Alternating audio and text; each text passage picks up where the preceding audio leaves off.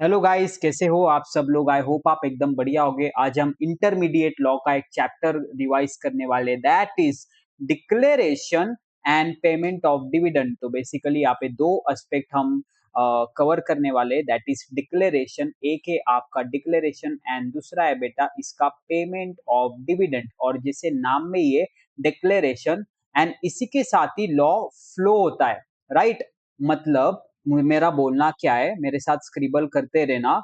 मेरा बोलना ये कि देखो, लॉ में डिविडेंड को डिक्लेयर करना कंपलसरी नहीं है। हाँ, पर बेटा अगर आपने डिविडेंड को डिक्लेयर किया, यानी कि अगर आपने डिक्लेयर किया तो इसका पेमेंट फिर कंपलसरी है। तो यहाँ पे ये लॉ अराइज हो जाता है। तो declaration of event dividend is the event where law is attracted. ठीक है, इसी के रिलेटेड हम ये पूरा चैप्टर पढ़ने वाले। अब यहाँ पे एक समझना, आईसीआई के मॉड्यूल से हम ये पूरा चैप्टर करेंगे। तो डिविडेंड के चैप्टर में आपके पास निम्नलिखित मात्र 5 सेक्शन है। सबसे पहले आपके पास सेक्शन नंबर 123 है, जो बात करता है declaration of dividend and companies declaration and payment of dividend rules 2014। मतलब क्या, देखो आप जब लॉ पढ़ रहे हो तो आप लॉ में एक्ट पढ़ रहे हो, प्लस रिलेटेड रूल्स पढ़ रहे हो, प्लस नोटिफिकेशन पढ़ रहे हो, notification by ministry of corporate affairs and plus कुछ अगर सर्कुलर हो गए तो वो पढ़ रहे हो। तो यहाँ पे आपका द कंपनीज एक्ट 2013 है। ठीक है, द कंपनीज एक्ट 2013 है, आपको पता होगा। इसमें 148 sections in intermediate level plus 11 miscellaneous section of foreign company. इसमें आपका सेक्शन 123 से लेके सेक्शन 128 आपका डिविडेंड के रिलेटेड बात करता है। प्लस आपको रूल्स भी पढ़ना है, क्योंकि आपको बेटर इंटरप्रिटेशन करना है। तो आपने आईओएस पढ़ा होगा तो आपको रूल्स भी पढ़ने पड़ते हैं।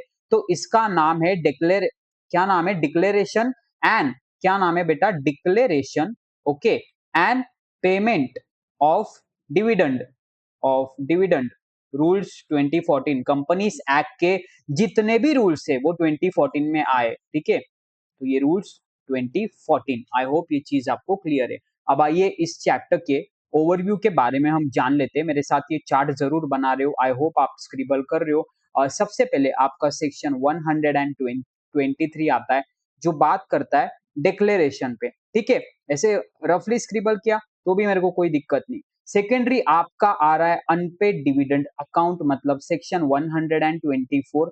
तो सेक्शन 124 किसकी बात करता है बेटा, अनपेड डिविडेंड अकाउंट की बात करता है। फिर उसके बाद सेक्शन 125 जो आपका थर्ड सेक्शन है, बात करता है आईईपीएफ, मतलब investor education protection fund. And then उसके बाद आपका राइट एक होता है आपका एबियंस का सेक्शन। इन्होंने नहीं दिया है पर मैं यहाँ पे लिखवा देता हूँ। एक होता है आपका एबियंस का सेक्शन, ओके, एंड एक होता है आपका 127 that is punishment related section.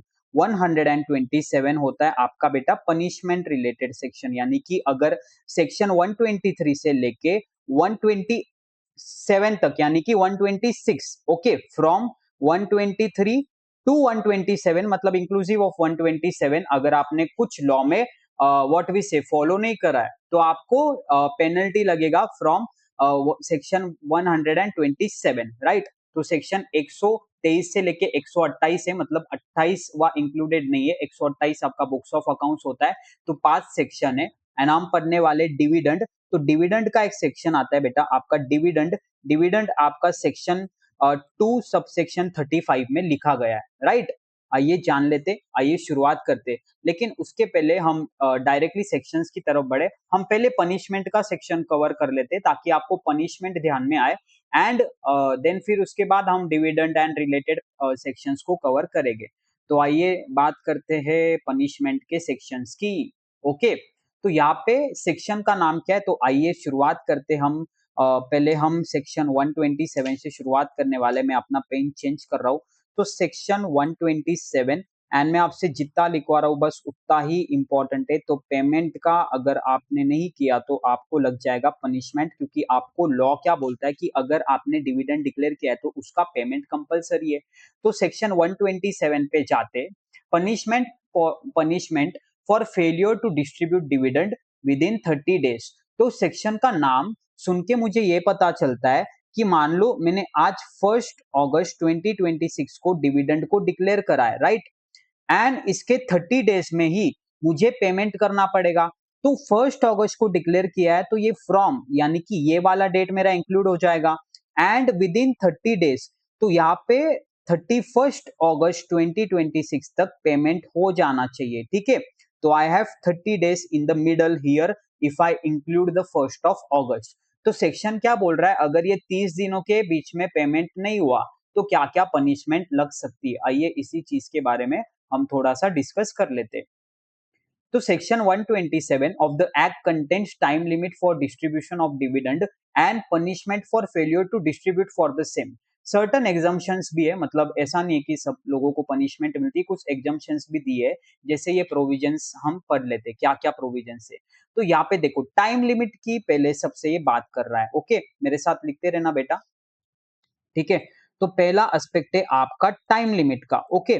तो पनिशमेंट कहाँ कहाँ पे आ रही है आपको ये समझना है। Where a company declare dividend, अगर कोई कंपनी ने डिविडेंड डिक्लेयर किया है तो वो 30 दिनों के अंदर शेयर होल्डर को पहुंच जाना चाहिए, ठीक है। Posting of dividend warrant within 30 days absolves the company from any punishment irrespective of whether it is received by the shareholder। अब यहाँ पे क्या है एक्चुअली, डिविडेंड आप जब डिक्लेयर करते हो तो उसके देने के अलग अलग सोर्स होते हैं, राइट। देखो अभी आज के डेट पे तो जीपे वगैरह बहुत फास्ट हो गया है, तो ऑनलाइन बैंकिंग से ही जाता है, ठीक है। पर लॉ में प्रोविजंस तो काफी वाइड एंगल से बनाए रहते हैं ना। तो इन्होंने ये भी बोला है कि आप वारंट भी इशू कर सकते हो। वारंट मतलब वो सर्च वारंट नहीं, पर चेक वारंट। देन आप चेक से दे सकते हो, पोस्ट डेटेड चेक से भी दे सकते हो, है ना। अब यहाँ पे देखो क्या हो रहा है कि ये वाला प्रोविजन क्या बोल रहा है, मान लो अगर आपने डिविडेंड वारंट को 30 दिनों में सेंड कर दिया है तो चाहे वो शेयर होल्डर को मिले या ना मिले ये आपका कंसर्न नहीं है। मतलब बेसिकली 30 डेज में you should ensure that you are posting the dividend warrant. तो टाइम लिमिट का हम सेक्शन पहले देख लेते। तो इसमें लिमिट क्या है बेटा, 30 डेज का सबसे पहला पॉइंट है। एंड अगर बेटा वारंट है, वारंट तो आपको खाली पोस्ट करना है जो आपके कंट्रोल में। ऐसा ध्यान में रखो कि जो कंपनी के कंट्रोल में है, कंपनी को उतना अपना काम पूरा करना है, फिर वो शेयर होल्डर को मिलना नहीं मिलना वो कंपनी के हाथ में नहीं ना। हो सकता है कि इन्होंने 29th डे पे पोस्ट किया और व्हाट वी से मिलने में 4 दिन लग गए, तो आइडियली 33वें दिन इनको मिला। पर कंपनी ने तो with in 30 days he warrant को पोस्ट कर दिया, तो कंपनी विल बी एब्सॉल्व्ड, मतलब वो बच जाएगी पेनल्टी से। The offense is committed only when the company fails to post dividend warrant to the registered address of the member within 30 days of declaration। देखो आप पेनल्टी का इवेंट कब arise होता है, इवेंट अराइज तब होता है जब आपने कंट्रोलेबल में काम नहीं किया है। तो कंट्रोलेबल में काम नहीं किया है मतलब आप पोस्ट कर सकते थे पर आपने पोस्ट नहीं करा है तो आपके ऊपर पेनल्टीज लग जाएगी।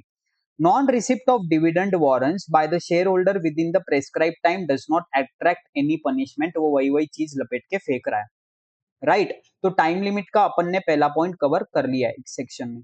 एक मिनट मुझे राइटिंग मेरा यहाँ पे लेने दो। तो टाइम लिमिट का मैंने यहाँ पे प्रोविजन कवर कर दिया है। अब दूसरा क्या ये बात कर रहा है इसी सेक्शन में, अगर मैं आगे बढ़ता हूं तो ये बात कर रहा है पनिशमेंट फॉर फेलियर की। In case of a company, अगर कंपनी फेल हो जाती है डिविडेंड को पे करने में, ठीक है, मतलब डिविडेंड को डिक्लेयर किया, ऑनलाइन बैंकिंग करने वाले थे 30 दिनों में नहीं किया, या फिर आप डिविडेंड वारंट देने वाले थे 30 दिनों में पोस्ट नहीं करा है, ठीक है, तो क्या क्या पनिशमेंट हो सकती है। तो यहाँ पे पनिशमेंट है ना, राइट। तो बेटा यहाँ पे एक मिनट, ये मेरा सिंक नहीं हो रहा है, यहाँ पे मुझे एक लेफ्ट कुछ तो सेटिंग करना पड़ेगा। वो डॉट कहाँ गया, हाँ। तो यहाँ पे हम बात कर रहे हैं पनिशमेंट की, ओके। अभी आपको ये पता चल गया कि पनिशमेंट का इवेंट कब अट्रैक्ट हो रहा है। अभी हम कंपनी के डायरेक्टर्स को भी देते हैं पनिशमेंट, क्योंकि कंपनी देखो कंपनी अलग, मेंबर अलग, पर कंपनी को रिप्रेजेंट डायरेक्टर्स कर रहे हैं। तो कंपनी के ऊपर क्या पेनल्टी है एंड डायरेक्टर्स जो पर्सनली है उनके ऊपर क्या क्या पनिशमेंट है। Every director of the company, हर एक director shall be punishable with imprisonment of up to 2 years। OMG, मतलब देखो अगर ये डायरेक्टर है तो यहाँ पे इसको हो जाएगी जेल अप टू 2 years, है ना। अगर आपने फीचर ऑफ कंपनी पढ़े रहेंगे सही से, तो कंपनी कैन डू एवरीथिंग जो एक साधारण इंसान कर सकता है, पर आप उसकी शादी नहीं करवा सकते हो एंड आप उसको जेल नहीं भेज सकते हो। हाँ, पर जो कंपनी के अंदर के लोग बेटे वो तो जरूर इंसान है, वो जेल जा सकते हैं। तो डायरेक्टर अगर इन्वॉल्व है तो उसको 2 साल तक की जेल हो सकती अगर वो नोइंगली पार्टी है डिफॉल्ट करने में। एंड ओ ये काफी इंपॉर्टेंट हो जाता है। वैसे तो पनिशमेंट के सेक्शन इतने इंपॉर्टेंट नहीं होते, पर जहाँ पे एंड आता है वहां पे वो सेक्शन थोड़ा सा इंपॉर्टेंट हो जाता है। And he should be liable to pay minimum fine of 1000 for every day during which such default continue. अभी यहाँ पे देखो, अब यहाँ पे इसको डिफॉल्ट का कंटिन्यूअस फाइन है। तो कंटिन्यूअस फाइन कितना है बेटा? 1000 पर डे। मतलब देखो, अभी मैं आपको एक एग्जांपल देता हूं। एग्जांपल 30 डेज में मुझे डिविडेंड डिक्लेयर कर देना चाहिए था, पर इन्होंने 30 दिन हो गए अब तक डिविडेंड डिक्लेयर नहीं किया। 31वां दिन हो गया, 32वां दिन हो गया, 33वां दिन हो गया, यहाँ पे डिविडेंड इन्होंने डिक्लेयर करा। तो अब मुझे बताओ कि मुझे 3 डेज इंटू 1000 लेना पड़ेगा या मुझे 33 डेज इंटू 1000 लेना पड़ेगा? चलो आंसर देना बेटा मुझे कमेंट सेक्शन में। क्या इसका अमाउंट 33,000 आएगा या 3000 आएगा? द आंसर इज बेटा, आंसर इज 3000। क्यों? क्योंकि पनिशमेंट का सेक्शन कब अट्रैक्ट हुआ है? आपका 30 दिन तो लिमिट दिया था, वो एलैप्स होने के बाद आपके डिफॉल्ट कितने दिन तक कंटिन्यू कर रहे थे उतना दिनों का पनिशमेंट डायरेक्टर को मिलेगा। आई होप ये चीज आपके दिमाग में क्लियर है। अब सेकेंडरी चीज क्या है? द कंपनी, ऑब्वियसली कंपनी को भी पेलेंगे। Company shall be liable to pay simple interest, oh my gosh, at the rate of 18% per annum during the period for which such हाँ डिफॉल्ट कंटिन्यू। मतलब ये बहुत ही इम्प्रैक्टिकेबल है आज के डेट पे। मतलब देखो कंपनी को क्या फाइन लगेगा? तो 18% सिंपल इंटरेस्ट देना पड़ेगा up to defaulting days. Okay, up to defaulting days मतलब मान लो अगर कोई कंपनी को 30 दिनों में डिविडेंड देना चाहिए था, पर इन्होंने 45th डे दिया, ठीक है, 45th डे दिया। आइडियली मान लो डिविडेंड का अमाउंट था 1 करोड़, टोटल बोल रहा हूं मैं, एक शेयर होल्डर का नहीं बोल रहा हूं। 1 2 3 1 लाख हो गया है, 1 करोड़ था इंटू 18% इंटू 14/365, तो इतना अमाउंट देना पड़ेगा कंपनी को। सिंपल इंटरेस्ट है ना ये बेटा। तो आई होप ये फाइन आपको क्लियर है। नेक्स्ट चीज क्या बात कर रहा है? एग्जम्पशन की बात कर रहा है। अब देखो जहां पे एग्जम्पशन है ना वहां पे ये इंटरेस्टेड होता है। तो हमने सेकेंड चीज की बात कर ली, थर्ड चीज की बात कर लेते। सर हम एग्जम्पशन देंगे पनिशमेंट में, किस किस को देंगे? अब ये ध्यान से समझना। तो देखो, under the following cases, under the following cases where the company has failed to pay the dividend declared with in 30 days. Law क्या बोल रहा है? 30 दिनों में आपने डिविडेंड डिक्लेयर किया है तो पे करना पड़ेगा, पर इन केसेस में ऑफेंस नहीं माना जाएगा। एंड इसलिए ऑफेंस नहीं तो पनिशमेंट नहीं। पर ये ऐसे कौन से चीज है? सर आप तो बोल रहे हो अगर डिविडेंड डिक्लेयर किया है तो हमको 30 डेज में पेमेंट करना है, और सर 45 डेज में पेमेंट किया फिर भी पनिशमेंट नहीं मिलेगी। क्यों नहीं मिलेगी? देखो 5-6 चीजें। देखो लॉ की वजह से ही आप डिविडेंड नहीं दे पा रहे हो, where the dividend could not be paid by the reason of the operation of any law। कोई एक लॉ की वजह से पेमेंट ऑफ डिविडेंड नहीं हो पा रहा है, पेमेंट नहीं हो पा रहा है। तो अगर आप ऑनलाइन भेज रहे हो, मे बी कोविड आ गया, राइट? कोविड भी एक लॉ है ना, तो लॉकडाउन करके एक लॉ आ गया एंड सारे ऑपरेशन सीज हो गए, मान लो ऑनलाइन बैंकिंग भी नहीं हो पा रहा था। तो यहाँ पे लॉ की वजह से, देखो आपके कंट्रोल में नहीं था वो चीज, आपके कंट्रोल में जो चीज नहीं था वो लॉ था। तो लॉ की वजह से आप पेमेंट नहीं कर पाए किसी भी रीजंस की वजह से। Then secondary, where a shareholder has given direction to the company regarding the payment of dividend and those direction cannot be complied with and the same has been communicated to him। इस पे काफी सारे questions ICI पूछता है। ये point क्या है? मान लो एक शेयर होल्डर है एंड शेयर होल्डर ने कुछ डायरेक्शंस दिए कि मुझे ये वाले एड्रेस पे डिविडेंड वारंट चाहिए, और वो डायरेक्शंस मेट नहीं हो पा रहे कि कुछ टेक्निकल रीजंस की वजह से। देखो एंड इसका आपने कम्युनिकेशन किया है, तो अगर इसका कम्युनिकेशन किया है ना तो आप बच जाओगे। आप यही ध्यान में रखो ना, कंपनी के कंट्रोल के बाहर की चीजें वहां पे कंपनी नहीं फंसेगी। हाँ, पर शेयर होल्डर ने कोई इंस्ट्रक्शन दिया, राइट, पर अगर मान लो शेयर होल्डर ने कोई इंस्ट्रक्शन दिया, राइट, एंड वो इंस्ट्रक्शन कंपाइल नहीं हुआ, पर इसका कम्युनिकेशन शेयर होल्डर को नहीं मिला, तो क्या पेनल्टी लगेगी या नहीं? आंसर इज यस, पेनल्टी लगेगी, क्योंकि कम्युनिकेशन भी आपको करना पड़ेगा।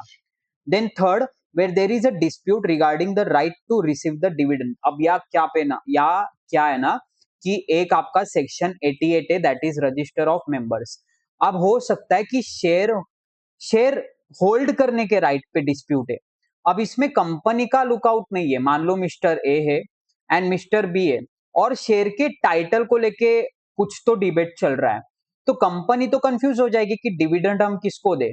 तो ऐसे केसेस में हम कंपनी को एग्जम्प्ट कर रहे हैं कि यहाँ पे आपकी गलती नहीं है, यहाँ पे इनका ही लफड़ा है, तो ठीक है, वो रिस्पेक्टिव शेयर होल्डर का आप छोड़ के सबका पेमेंट आप कर सकते हो।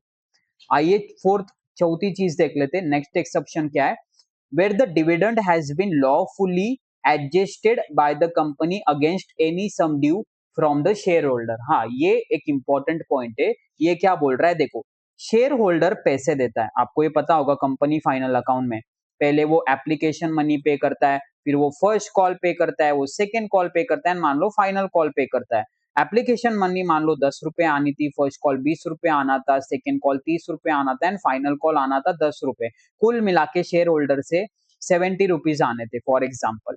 पर यहाँ पे शेयर होल्डर ने क्या किया, एप्लीकेशन मनी पे किया, फर्स्ट कॉल भी दे दिया, सेकेंड कॉल भी दे दिया, पर यहाँ पे फाइनल कॉल नहीं दिया, एंड कंपनी ने डिविडेंड डिक्लेयर किया मान लो 15 रुपए का।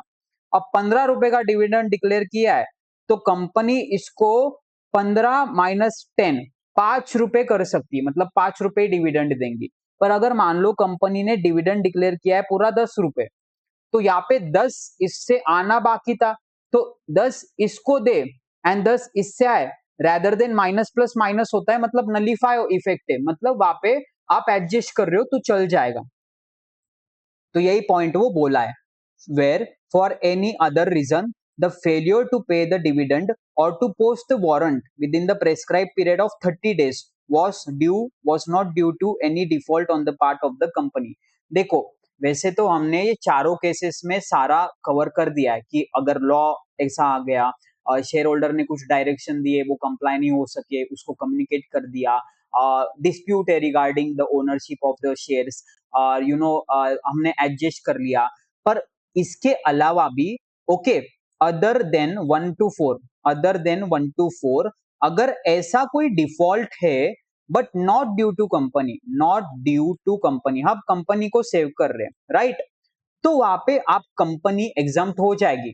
कंट्रोल में है क्या वो चीज? नहीं, कंट्रोल के बाहर जो चीज है एंड उसके वजह से आप पे नहीं कर पाए, तो बेटा आप पनिशमेंट से बच जाएंगे। तो ये सेक्शन इसी के साथ कंप्लीट हो जाता है। तो क्या है ये सेक्शन, हम पूरा एक बार रिवाइज कर देते आसानी से। चलो मेरे साथ एक रफली चार्ट बनाओ। सेक्शन 127 की मैं बात कर रहा था, इसके 3 दायरे थे। सबसे पहले पेमेंट का दायरा था, राइट, देन सेकेंडरी एक मेरा एग्जम्पशन था, एंड एक मेरा था टाइम लिमिट। ठीक है, मैं सही लिख रहा हूं ना? सेकेंड पॉइंट क्या था मेरा? एग्जम्पशन थर्ड था, second punishment and time limit. Okay, मैंने उल्टा कर दिया। तो यहाँ पे देखो, लॉ क्या है, टाइम लिमिट क्या है, अभी हम टाइम लिमिट की बात कर देते हैं डायरेक्टली। तो देखो, टाइम लिमिट क्या है कि 30 days के विद इन शेयर होल्डर को डिविडेंड मिल जाना चाहिए। मिल जाना चाहिए मतलब आपने पे कर देना चाहिए या पोस्ट कर देना चाहिए। पर अगर आप नहीं कर रहे हो, तो डायरेक्टर को, एवरी डायरेक्टर जो नोइंगली डिफॉल्ट में है, उसको फाइन हो सकती है imprisonment of up to 2 years। ठीक है, प्लस फाइन कितना बेटा? 1000 up to continuous default, up to continuous default. And company को कितना फाइन हो सकता है बेटा? कंपनी को 18% सिंपल इंटरेस्ट पे इंटरेस्ट देना पड़ेगा up to defaulting days, 18% per annum. ठीक है, 18% per annum. Okay, then exemption क्या क्या है? एग्जम्पशन बहुत आसान है, 5 एग्जम्पशन है, फटाफट मेरे साथ रिकॉल करेंगे आप। सबसे पहला, लॉ की वजह से आप डिविडेंड नहीं दे पाए। देन सेकेंडरी, कुछ डायरेक्शंस थे वो फुलफिल नहीं हो पाए, प्लस उसका आपने कम्युनिकेशन दिया है, मतलब आपने आपके पार्ट की चीजें की है, तो आप बच जाएंगे। थर्ड चीज, डिस्प्यूट है regarding the ownership of right, तो अगर शेयर किसका है वही नहीं पता तो डिविडेंड किसको देंगे। फिर उसके बाद एक और चीज क्या थी कि आपने एडजस्ट किया। एंड फिफ्थ चीज थी कि ऐसा कोई भी चीज जिसमें कंपनी का डिफॉल्ट नहीं है एंड आप नहीं दे पा रहे हो डिविडेंड। तो इसी के साथ सेक्शन 127 अपना कंप्लीट हो जाता है। अपने 5 सेक्शंस में एक सेक्शन अपना कंप्लीट हो जाता है। इसमें ये आपको बेसिकली आपको फोकस एग्जम्पशन पे करना है, right. Exemption is important according to me. And secondary, every director, okay, imprisonment वाला फाइन है तो ये इंपॉर्टेंट बन जाता है। आइए अब नेक्स्ट सेक्शंस की तरफ बढ़ते, एक अच्छा फ्लो बना लेते। आइए अब कुछ बेसिक चीजें कर लेते, जैसे डिविडेंड का मतलब क्या होता है। तो ये देखो, as per section 2 clause 35 dividend includes any interim dividend, मतलब इन्होंने एक इंक्लूसिव डेफिनेशन बनाई है। इन्होंने बोला है कि डिविडेंड में इंटरिम डिविडेंड भी आता है। ओके, बस ये लॉ का डेफिनेशन है। तो इसी के साथ मुझे इतना पता चल रहा है कि मेरे पास दो डिविडेंड है। एक तो मेरे पास है एक इंटरिम डिविडेंड एंड एक है मेरे पास फाइनल डिविडेंड। तो अगर आपने कोई कंपनी के शेयर्स लिए होंगे और आपको डिविडेंड मिल रहा है तो आपको मेजरली फाइनल डिविडेंड ही मिलता है। आइए हम जान लेते हैं इस बेसिक चीजें। इस पे क्वेश्चन बनता है नहीं बनता है आई डोंट नो, क्योंकि काफी अच्छे सेक्शंस भी है। आइए बढ़ते। तो सबसे पहले हम बात कर रहे, देखो, dividend includes any interim dividend, right. नीचे आते, हम पहले बात कर रहे interim dividend and final dividend की। तो यहाँ पे देखो, interim dividend is declared and paid during an accounting year that is before the finalisation of the accounts for the year. मतलब क्या, अब यहाँ पे एक टाइमलाइन समझना, मतलब 1 अप्रैल 2026 से लेके अब मेरा अकाउंटिंग पीरियड क्या है 31 मार्च 2027, पर आज है बेटा 1 जुलाई, ठीक है, 2026, और मैं डिक्लेयर कर रहा हूं यहाँ पे डिविडेंड। तो ये कौन सा डिविडेंड है, ये है मेरा इंटरिम डिविडेंड। क्यों, यहाँ पे आपके बुक्स ऑफ अकाउंट्स आप तक फाइनल नहीं हुए, राइट। तो ये आपका होता है इंटरिम डिविडेंड। फाइनल डिविडेंड क्या होता है, final dividend is the dividend, ऐसा डिविडेंड जो आपके बीओडी यानी कि बोर्ड ऑफ डायरेक्टर ने रिकमेंड करा है, राइट। तो फाइनल डिविडेंड, मेरे साथ कंपैरिजन चार्ट तुरंत बना लेना। ओके, तो इट इज रिकमेंडेड, ठीक है, recommended by board of director, अपने बोर्ड रिपोर्ट में रिकमेंड करते हैं, and approved by shareholder in AGM, approved in share holder in AGM, annual general meeting जो होती है कंपनी की। देन यहाँ पे announce bye the board of director, पर यहाँ पे अप्रूव शेयर होल्डर नहीं कर सकता, शेयर होल्डर सिर्फ फाइनल डिविडेंड को ही अप्रूव करता है। तो यहाँ पे अनाउंस कौन करता है, announce bye board of director, पर यहाँ पे रेड पेन लेना, रेड पेन से आप ये लिख लेना, मे बी इधर वो ट्रिक कर सकते, वो बोलेगा आपको approve by shareholder, question mark, no, answer is no, approve by shareholder, the answer is no. Then recommended by board of director, approve by the shareholder. देखो कब, देखो फाइनेंशियल स्टेटमेंट बने ही नहीं उसके पहले आप दे रहे हो, और ये फाइनेंशियल स्टेटमेंट यहाँ पे बने, तो मैं टाइमलाइन पे था। तो यहाँ पे जब मैं डिविडेंड डिक्लेयर करूंगा, मान लो for example I will declare dividend on 1 July 2028 for 26 to 27, तो ये हो जाएगा बेटा मेरा फाइनल डिविडेंड। एंड मैं यहाँ पे डिविडेंड डिक्लेयर कर रहा हूँ फॉर 26 to 27 ही, तो ये हो जाएगा मेरा इंटरिम डिविडेंड। पर अगर यहाँ पे मैंने डिविडेंड डिक्लेयर किया है 25-26 के लिए, तो ये कौन सा है बेटा, ये हो गया मेरा फाइनल डिविडेंड, क्योंकि यहाँ पे 25-26 की बुक्स ऑफ अकाउंट तो बन गए, है ना। आई होप ये चीज आपको क्लियर है। रेवोकेशन क्या है कि it can be revoke with the consent of all the share holders. Interim dividend ना रिवोक किया जा सकता है, तो रिवोक्ड बाय कंसेंट मतलब मंजूरी of of all share holders, यानी कि सारे शेयर होल्डर्स का कंसेंट चाहिए, ठीक है।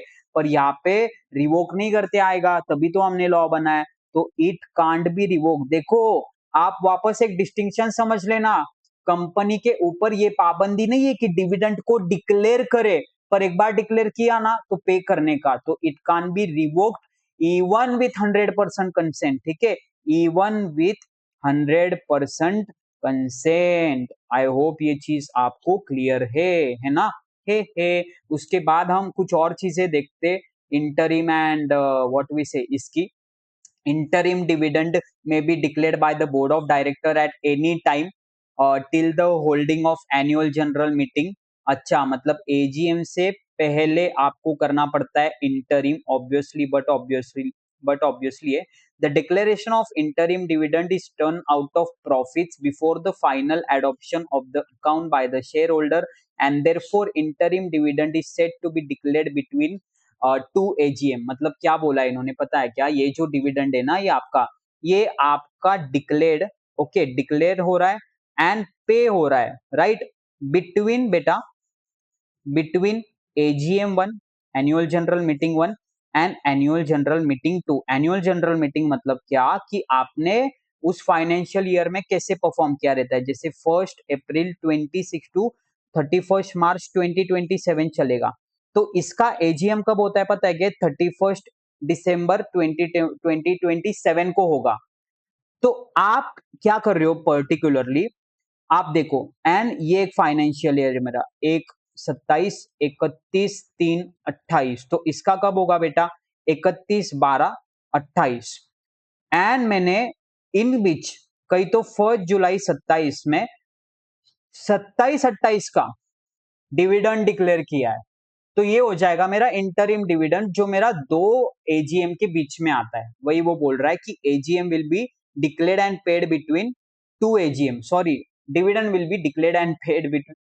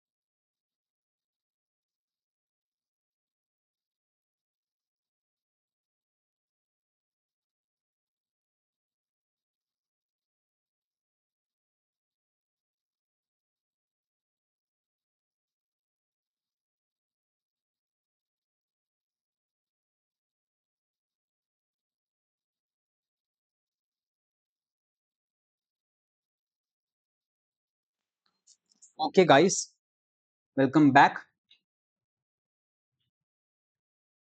ओके, एक्चुअली ना मेरा माइक शट म्यूट हो गया था 2-5 मिनट के लिए। तो हम सोर्सेस पढ़ रहे थे। सोर्सेस क्या कि आप एक तो सरप्लस में से दे सकते हो, या फिर जिस भी साल आप देने वाले हो उस साल के प्रॉफिट में से, अगर आपने प्रॉफिट किया है, अगर क्वार्टर एक हो गया है तो क्वार्टर के प्रॉफिट में से दे सकते हो। पर अगर आपको मान लो क्वार्टर में कहीं लॉस हुआ है, ठीक है, तो आप डिविडेंड डिक्लेयर कर सकते हो। पर आपका फिर आपको लिमिटेशन है। क्या लिमिटेशन है कि आपका rate should not exceed the average rate of last immediately. Immediately मतलब क्या? अगर 2026 में दे रहा हूं ना, तो इमीडिएटली क्या आएगा? लास्ट 3, 25, 24 और 2023। तो इन तीनों का एवरेज लेना पड़ेगा रेट का। वो आएगा 12%, जो भी आएगा, एंड उससे ज्यादा नहीं दे सकता हूं मैं। शुड नॉट एक्सीड है मतलब 12 दे सकता हूं, पर उससे ज्यादा नहीं दे सकता हूं। The amount of the dividend including interim dividend. देखो, ये जो भी डिविडेंड आएगा, इंटरिम डिविडेंड भी, ठीक है, क्योंकि dividend includes final interim dividend, तो ये आपको डिपॉजिट करना पड़ेगा एक सेपरेट बैंक अकाउंट में। ओके, तो क्या है? मिसलिनियस प्रोविजन है। हम यहाँ पे बात कर रहे थे इंटरिम डिविडेंड की, पर आप ओवरऑल डिविडेंड की बात कर रहे हैं। देखो, ये जो डिविडेंड है ना, अगर ये आपने डिक्लेयर किया है, तो ये एक सेपरेट बैंक अकाउंट जो आप स्केड्यूल बैंक में खोलेंगे, ठीक है, स्केड्यूल बैंक में, ये आपको क्या करना पड़ेगा? ये ट्रांसफर करना पड़ेगा विद इन 5 डेज। देखो, डिपॉजिट करना पड़ेगा। क्या करना पड़ेगा? आपको डिपॉजिट करना पड़ेगा विद इन कितना बेटा? 5 डेज के अंदर आपको डिपॉजिट करते आना चाहिए। मैं क्या पे एक टाइमलाइन बना दूं? चलो एक टाइमलाइन बनाते। देखो, आज है 1 जुलाई 2026। मैंने डिक्लेयर किया है डिविडेंड। ओके, चलो ये मान लो इंटरिम डिविडेंड है 2026 का, 2027 का। ये फाइनल डिविडेंड नहीं हो सकता। तो यहाँ पे ये देखो, फॉर एग्जांपल मान लो मैंने आज डिविडेंड डिक्लेयर किया है, फिर यहां से विद इन 30 डेज मतलब 31 जुलाई 2026 मेरा पेमेंट हो जाना चाहिए, ठीक है। तो ये 30 डेज का टाइमलाइन है टू अवॉइड पनिशमेंट। पर बेटा, यहाँ पे वो क्या बोल रहा है? विद इन 5 डेज, यानी कि आज डिक्लेयर किया तो 5 दिनों में डिपॉजिट हो जाना चाहिए। मतलब 1, 2, 3, 4, 5, तो 1 तारीख भी आएगा, 2, 3, 4, 5, तो 5/7/26 विल बी लास्ट डेट। उसमें आपको करना पड़ेगा deposit amount in a schedule bank, in schedule bank, ठीक है, सेपरेट अकाउंट। कितना दिनों में? 5 दिनों में। आई होप ये चीज आपको क्लियर है।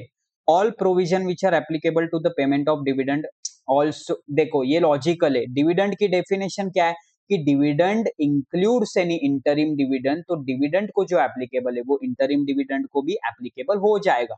जब एजीएम में हम कोई डिविडेंड को डिक्लेयर कर रहे हैं, तो वो होता है बेटा आपका final dividend, and the rate of dividend recommended by board of directors cannot be increase by the members. हाँ, ये एक इंपॉर्टेंट पॉइंट है। लेकिन इसमें एक छोटा सा कैच है। क्या कैच है? देखो, जैसे recommended by board and approve by the share holder, पर यहाँ पे इसी पॉइंट को एक्सप्रेस करते हुए बोला है कि रेट कांट बी इंक्रीज। मतलब अगर फॉर एग्जाम्पल बीओडी ने बोला हम आपको 10% देंगे, तो 12% नहीं ले सकते हो। पर अगर शेयर होल्डर बोल रहे हो नको नको हमको 80% दो, तो ये चलेगा। तो you can not increase the rate, but yes, if consented bye the share holders you can decrease the rate. तो आई होप ये चीज आपको क्लियर है। इसी के साथ कुछ मिसलिनियस प्रोविजन और है डिविडेंड रिलेटेड। तो डिविडेंड कहाँ पे गया? मैंने वो आपसे लिखवा है कि dividend includes any interim dividend, मुझे देखने दे। Dividend includes any interim dividend मैंने लिखवा है क्या? एक मिनट मुझे चेक करने दे। डिविडेंड डिविडेंड डिविडेंड, ठीक है, एज पर सेक्शन। ओके, मैंने आपको खाली रीड करके बोला था। देखो, यहाँ पे क्या, it includes any interim dividend, ठीक है, मतलब इसमें final dividend and interim dividend बेटा दोनों आते, तो ये एक इंक्लूसिव डेफिनेशन है, राइट। तो देखो, डिविडेंड क्या है? Shareholders return on their investment और capital in the company. It is a part of distributable profit which has been paid out to them it is a distribution of profit, मतलब जो आपको profit हुआ और जब आप उसको बांटते हो, बेसिकली डिस्ट्रीब्यूट करते हो, तो ऐसे बोलते हैं कि आप डिविडेंड को डिस्ट्रीब्यूट करते हो। Okay, the company in the general meeting में declare dividends but no dividend shall exceed the amount recommended by the board. अच्छा, तो बोर्ड जो अमाउंट डिस्क्राइब करेगी उससे आप ज्यादा एक्सीड नहीं, उससे आप ज्यादा क्या एक्सीड ही नहीं कर सकते हो। Dividend board of director recommend करता है, एजीएम में शेयर होल्डर उसको अप्रूव करता है, मैंने लिखवा है। डिविडेंड लायबिलिटी नहीं है जब तक वो डिक्लेयर ना हो। ये भी प्रोविजन हो गया है। हाँ, ये इंपॉर्टेंट है कि आपका जो डिविडेंड होता है ना, डिविडेंड,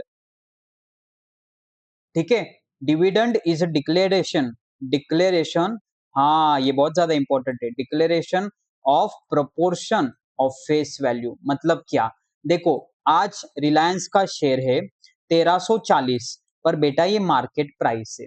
अगर कंपनी बोल रही है हम आपको 10% डिविडेंड देंगे एक शेयर पे, तो आपको 13.40 रुपीज नहीं मिलने वाला है, आपको इसके फेस वैल्यू का पैसा मिलने वाला है। तो मान लो इसकी फेस वैल्यू इसकी 100 रुपए, तो इस पे 10% कितना हो जाएगा, 10% हो जाएगा, सॉरी ये 134 होता है, तो आपको 134 रुपीज नहीं मिलेगा, 10% है ना, तो 134 रुपीज नहीं मिलेगा, आपको मिलेगा 10 रुपया। तो फेस वैल्यू पे आप कैलकुलेट करते हो, देर इज अ डिफरेंस, एक होता है आपका फेस वैल्यू, एक होता है आपका मार्केट वैल्यू। आप शेयर हमेशा मार्केट वैल्यू पे जानते हो कि आज 1340 है, आज 1350 है, ये मार्केट वैल्यू है, पर इसका एक बेस प्राइस होता है जिसको हम बोलते हो फेस वैल्यू। फेस वैल्यू पे आप डिविडेंड देते हो, मतलब 10% बोला तो फेस वैल्यू चेक करो 100 रुपए, तो आपको 10 रुपए मिलेगा, है ना। तो एग्जाम्पल भी इन्होंने दे रखा है, AB limited has issued equity share of having face value of 10 rupees per share, the share are currently quoting on NSE at 250, ठीक है। कंपनी ने एजीएम में बोला कि हम आपको 20% डिविडेंड देंगे, तो 2 रुपए आएगा या कितना 50 रुपए आएगा। तो शेखर के पास 1000 शेयर है, तो शेखर को बेटा 1000 into 50 आएगा, या फिर शेखर को 1000 into 2 आएगा। The answer is 1000 into 2, that is 2000 rupees मिलेंगे, क्योंकि it is a proportion on share. Example देख लेते, the shareholder at an annual general meeting unanimously passed a resolution for payment of dividend at a rate higher than that recommended by the director। ये बिल्कुल भी नहीं चलेगा, law ने तो strictly मना करा है। आइए नेक्स्ट कंसेप्ट की तरफ बढ़ते।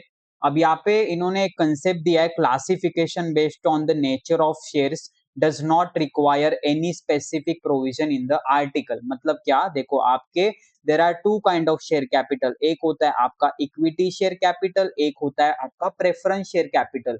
प्रेफरेंस शेयर कैपिटल मतलब आप प्रेफरेंस देते हो इन respect of dividend and winding up of the company. उसमें भी दो होते हैं, cumulative preference share and non cumulative preference share. मतलब क्या, dividend accumulates unless it is paid in full, मतलब जब तक प्रेफरेंस शेयर का पैसा पूरा नहीं आता ना, तब तक डिविडेंड इकट्ठा होते रहता है।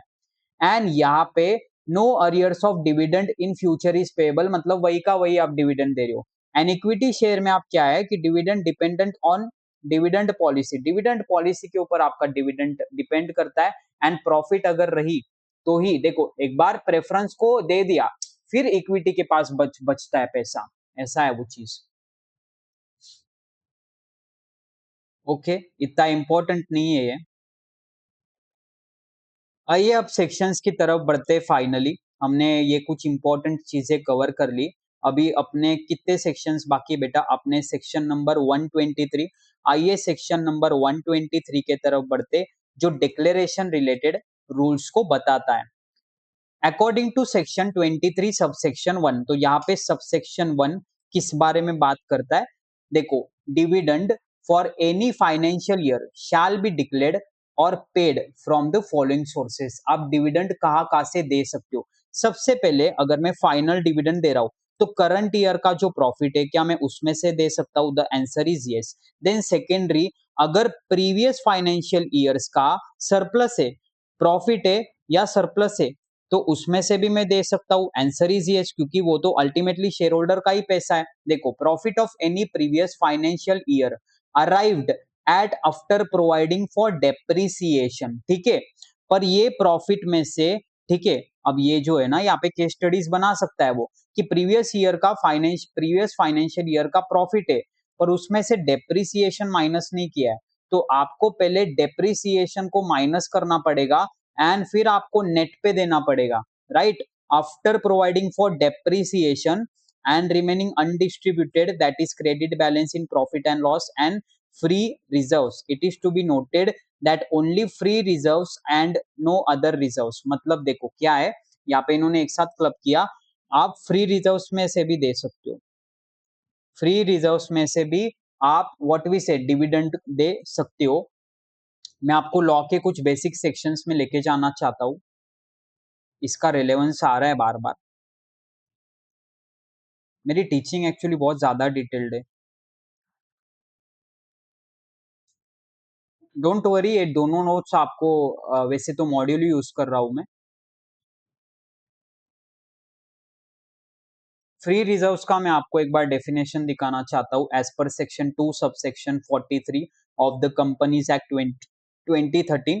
तो देखो, फ्री रिजर्व्स मतलब क्या होता है, ऐसे कोई भी रिजर्व्स जो लेटेस्ट ऑडिटेड बैलेंस शीट होगी are available for distribution of dividend, जिसका डेफिनेशन ही हमने ये लिखा है। पर इन चीजों को हम फ्री रिजर्व्स ट्रीट नहीं करते। ऐसा कोई भी अमाउंट जो आपको नोशनल गेन से या रिवैल्यूएशन ऑफ एसेट से आया है, रिवैल्यूएशन ऑफ एसेट की वजह से पैसा आना is not your free reserve.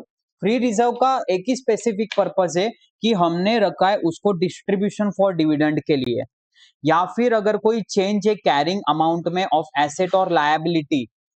देखो, मान लो पहले 100 करोड़ था, अब वो कैरी करते हुए 120 करोड़ है, तो 20 करोड़ ज्यादा है, पर ये आपका फ्री रिजर्व नहीं माना जाता है, ठीक है।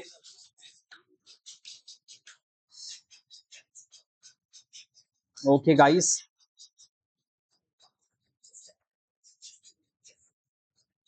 एक सेकेंड, मुझे एक मिनट देना सिर्फ।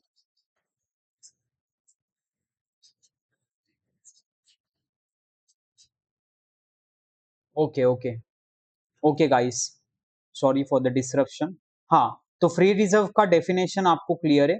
तो यहाँ पे हम वही बात कर रहे हैं कि देखो हम क्या बात कर रहे हैं कि फ्री रिजर्व से भी आप दे सकते हो, पर सिर्फ फ्री रिजर्व से ही दे सकते हो, कोई दूसरे रिजर्व से नहीं दे सकते हो। पर आइडियली बाकी के रिजर्व फ्री रिजर्व के डेफिनेशन में आते भी नहीं है, या फिर आप दोनों में से कोई भी सोर्सेस से दे सकते हो, ठीक है, both A and B.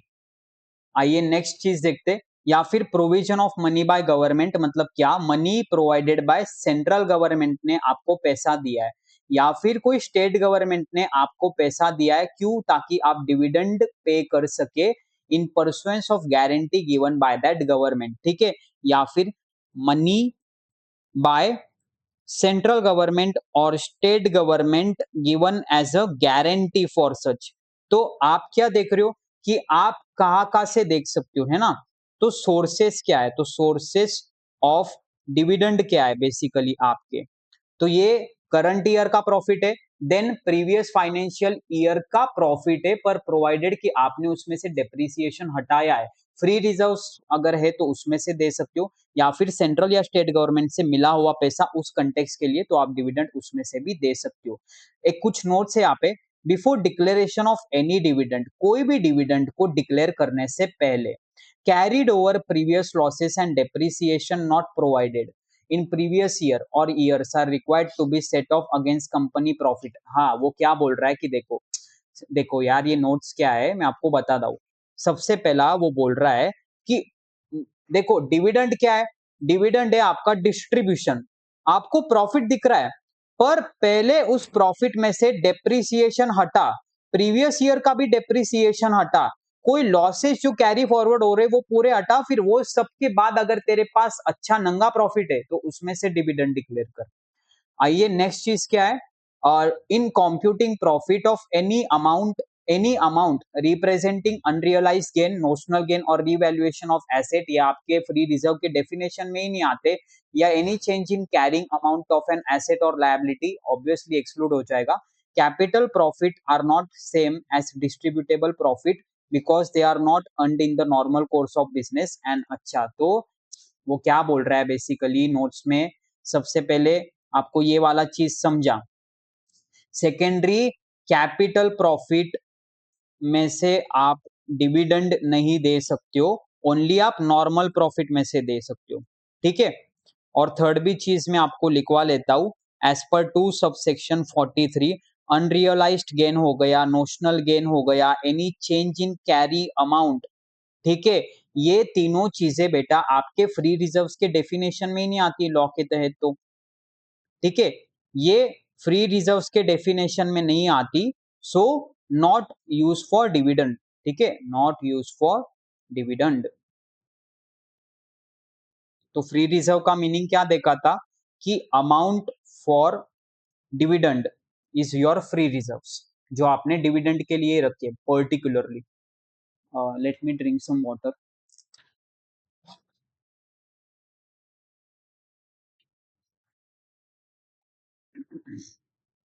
Okay guys, I hope एकदम सही से चल रहा है ये।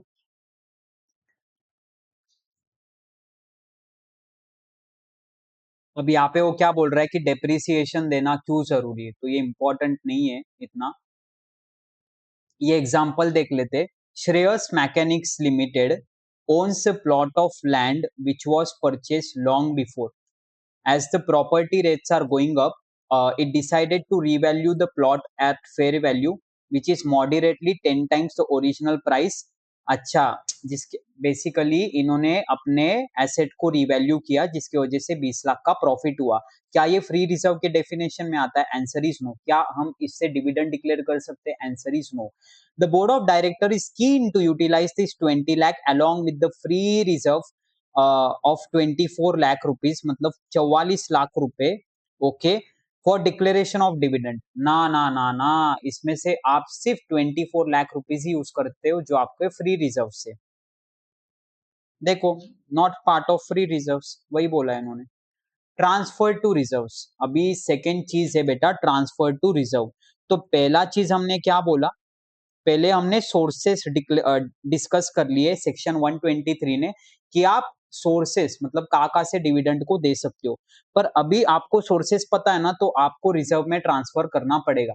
Transfer of profit to reserve for any financial year has been left to the discretion of the company, मतलब कंपनी के ऊपर है कि वो अपना प्रॉफिट रिजर्व में ट्रांसफर करना चाहती है या नहीं करना चाहती, ऑप्शनल है। कंपनी फ्री है to transfer any portion of its profit to reserve as it may deem fit, वो अपने हिसाब से कोई भी अमाउंट ट्रांसफर कर सकती है, वो चाहे तो वो ना भी कर सकती है। मतलब एक एग्जांपल देख लो, Alma watches limited proposes to transfer more than 10% of its profit to the reserve before declaration of dividend at the rate of 12%। हाँ, ऑब्वियसली कर सकती है, हमने यही बोला ना कि हमने कंपनी के डिस्क्रिप्शन पे छोड़ दिया इनको कितना ट्रांसफर करना है, और ट्रांसफर नहीं भी करना है तो भी चल जाएगा। Bricks shipyard limited has earn profit of 1000 crore, 1000 crore का इनको प्रॉफिट हुआ है for the financial year 2023 to 2024। Propose करके रखा है dividend at the rate of 8.75%। However it does not intend to transfer any amount to the reserve out of the profit earned, तो चलेगा, उनके डिस्क्रिप्शन पे हमने दे रखा है, तो नहीं किया तो भी चलेगा। आइए नेक्स्ट चीज देखते। अरे तो इसमें कुछ नहीं था, तो यहाँ पे बस इतना लिखो, it is on company's discretion, even if they don't do, even if they don't do, it's okay, चल जाएगा ना। क्या रिजर्व में ट्रांसफर करना compulsory? The answer is no. Third चीज क्या है इसमें, declaration of dividend when there is a inadequacy और एब्सेंस ऑफ प्रॉफिट। हाँ, मतलब आपके प्रॉफिट एक तो नहीं है या फिर प्रॉफिट है पर वो इनएडिक्वेट है, दोनों एस्पेक्ट कवर करता है ये section. Okay baby, section 123 subsection 3 basically clause C, where in any year there are no adequate profit, आपके प्रॉफिट है पर उतने सफिशियंट नहीं है, the company may declare dividend out of the accumulated profit earn by it in the previous year and free reserves. देखो, आप sources की बात कर रहे हो तो एक तो पहले आप करंट ईयर के प्रॉफिट में से दो, पर अगर करंट ईयर के प्रॉफिट में से नहीं दिया है तो क्या मैं प्रीवियस फाइनेंशियल ईयर के प्रॉफिट में से दे सकता हूं क्या, जो सरप्लस दिख रहे हैं मुझे, प्लस अगर मैंने फ्री रिजर्व्स बनाए तो यस। पर उसके कुछ कंडीशंस है। Only in the procedure laid down in the rule 3, मतलब आप कर सकते हो, पर रूल 3 क्या बोल रहा है, rule 3 that is declaration and payment of dividend rule 2014 है ना, तो वो उसके हिसाब से कुछ कंडीशंस है। ये देखो यहाँ पे कुछ नहीं है, फ्री रिजर्व का डेफिनेशन चेपा है इन्होंने, नीचे बढ़ रहा हूं मैं सीधा। आप क्या क्या कंडीशन है देखो, आपके पास टोटल 4 कंडीशन है। ओके, देखते हैं क्या क्या कंडीशन है। तो रूल 3 इन्होंने बेटा 4 कंडीशंस दिए, तो 4 कंडीशंस, ठीक है। कब कि आप डिविडेंड डिक्लेयर करना चाहते हो पर आपका प्रॉफिट है एडिक्वेट या फिर प्रॉफिट ही नहीं है, तो आप कर सकते हो, पर आपको ये 4 कंडीशन को फॉलो करना पड़ेगा। तो सबसे पहला कंडीशन क्या है, सबसे पहला condition, the rate of dividend shall not exceed the average of the rate at which dividend was declared by the company in the immediately preceding 3 years।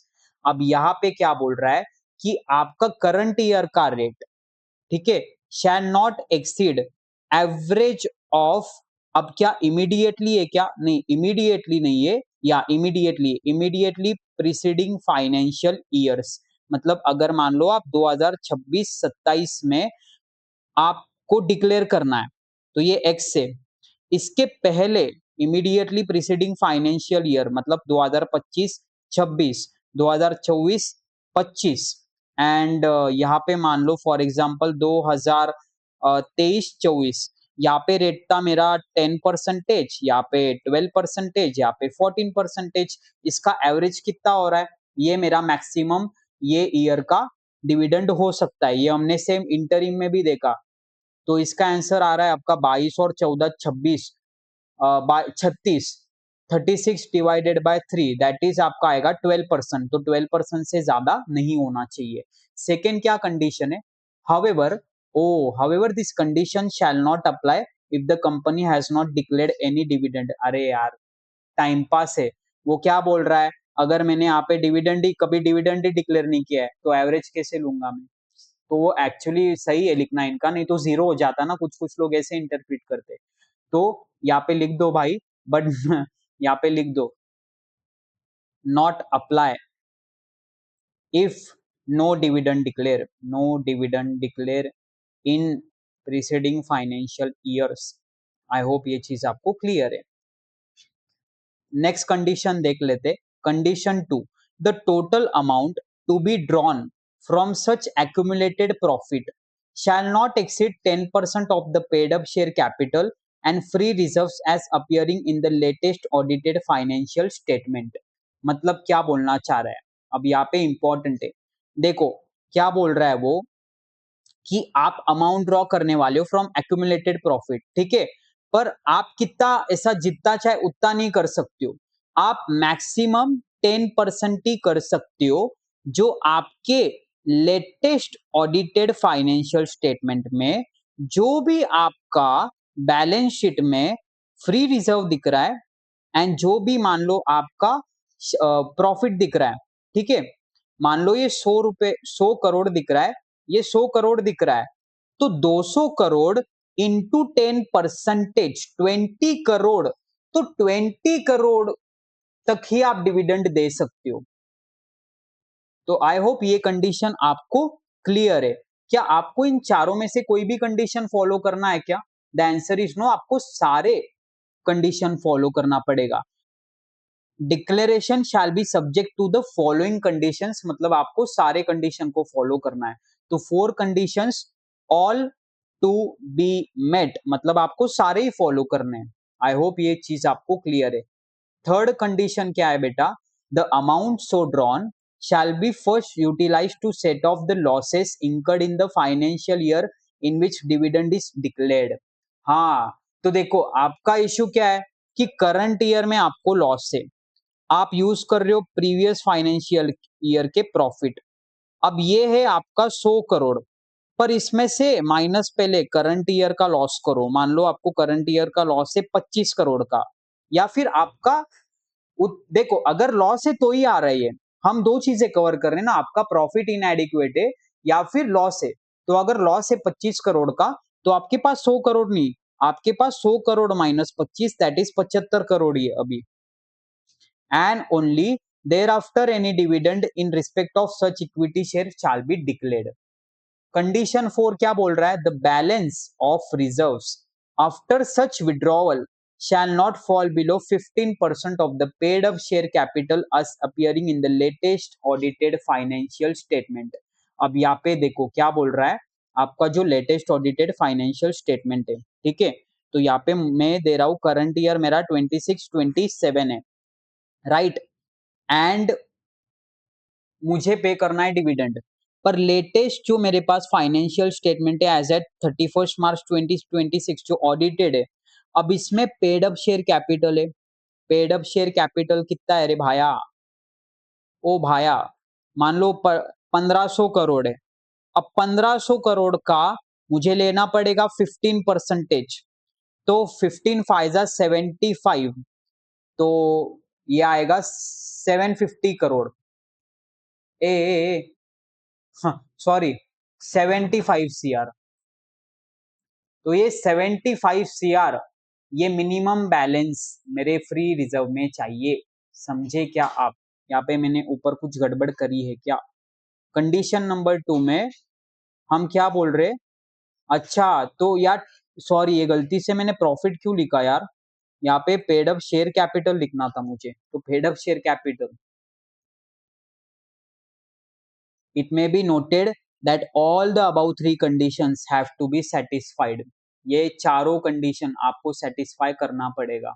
तो क्या क्या चार कंडीशन है, सबसे पहले आपका करंट ईयर में जो भी आप डिविडेंड का रेट रखोगे वो आपका average of last 3 financial year से ज्यादा नहीं होना चाहिए, इमीडिएटली 3 फाइनेंशियल ईयर से। देन सेकेंडरी आप जो भी अमाउंट ड्रॉ करेंगे वो मैक्सिमम 10% ही होना चाहिए of your paid up share capital and free reserve जो आपके लेटेस्ट ऑडिटेड फाइनेंशियल स्टेटमेंट में दिख रहा है। देन थर्ड, अगर मान लो करंट ईयर में लॉस है, दो चीजों की वजह से आप प्रीवियस ईयर के प्रॉफिट को यूज कर रहे हो, एक तो इनएडिक्वेट प्रॉफिट है, मतलब प्रॉफिट है पर इनएडिक्वेट है, तो उसमें विषय नहीं बनता। पर अगर प्रीवियस करंट ईयर का लॉस है, प्रीवियस ईयर का प्रॉफिट है, तो पहले करंट ईयर का लॉस हटा फिर उसमें से आप डिविडेंड दे सकते हो। पर बोलते हैं क्या बोल रहे वो कि आपका फ्री रिजर्व आप पूरा नहीं यूज कर सकते हो, 15% तो बैलेंस चाहिए। मतलब क्या कि 1500 करोड़ मेरा पेड अप शेयर कैपिटल था, तो फ्री रिजर्व में मिनिमम 75 सीआर चाहिए।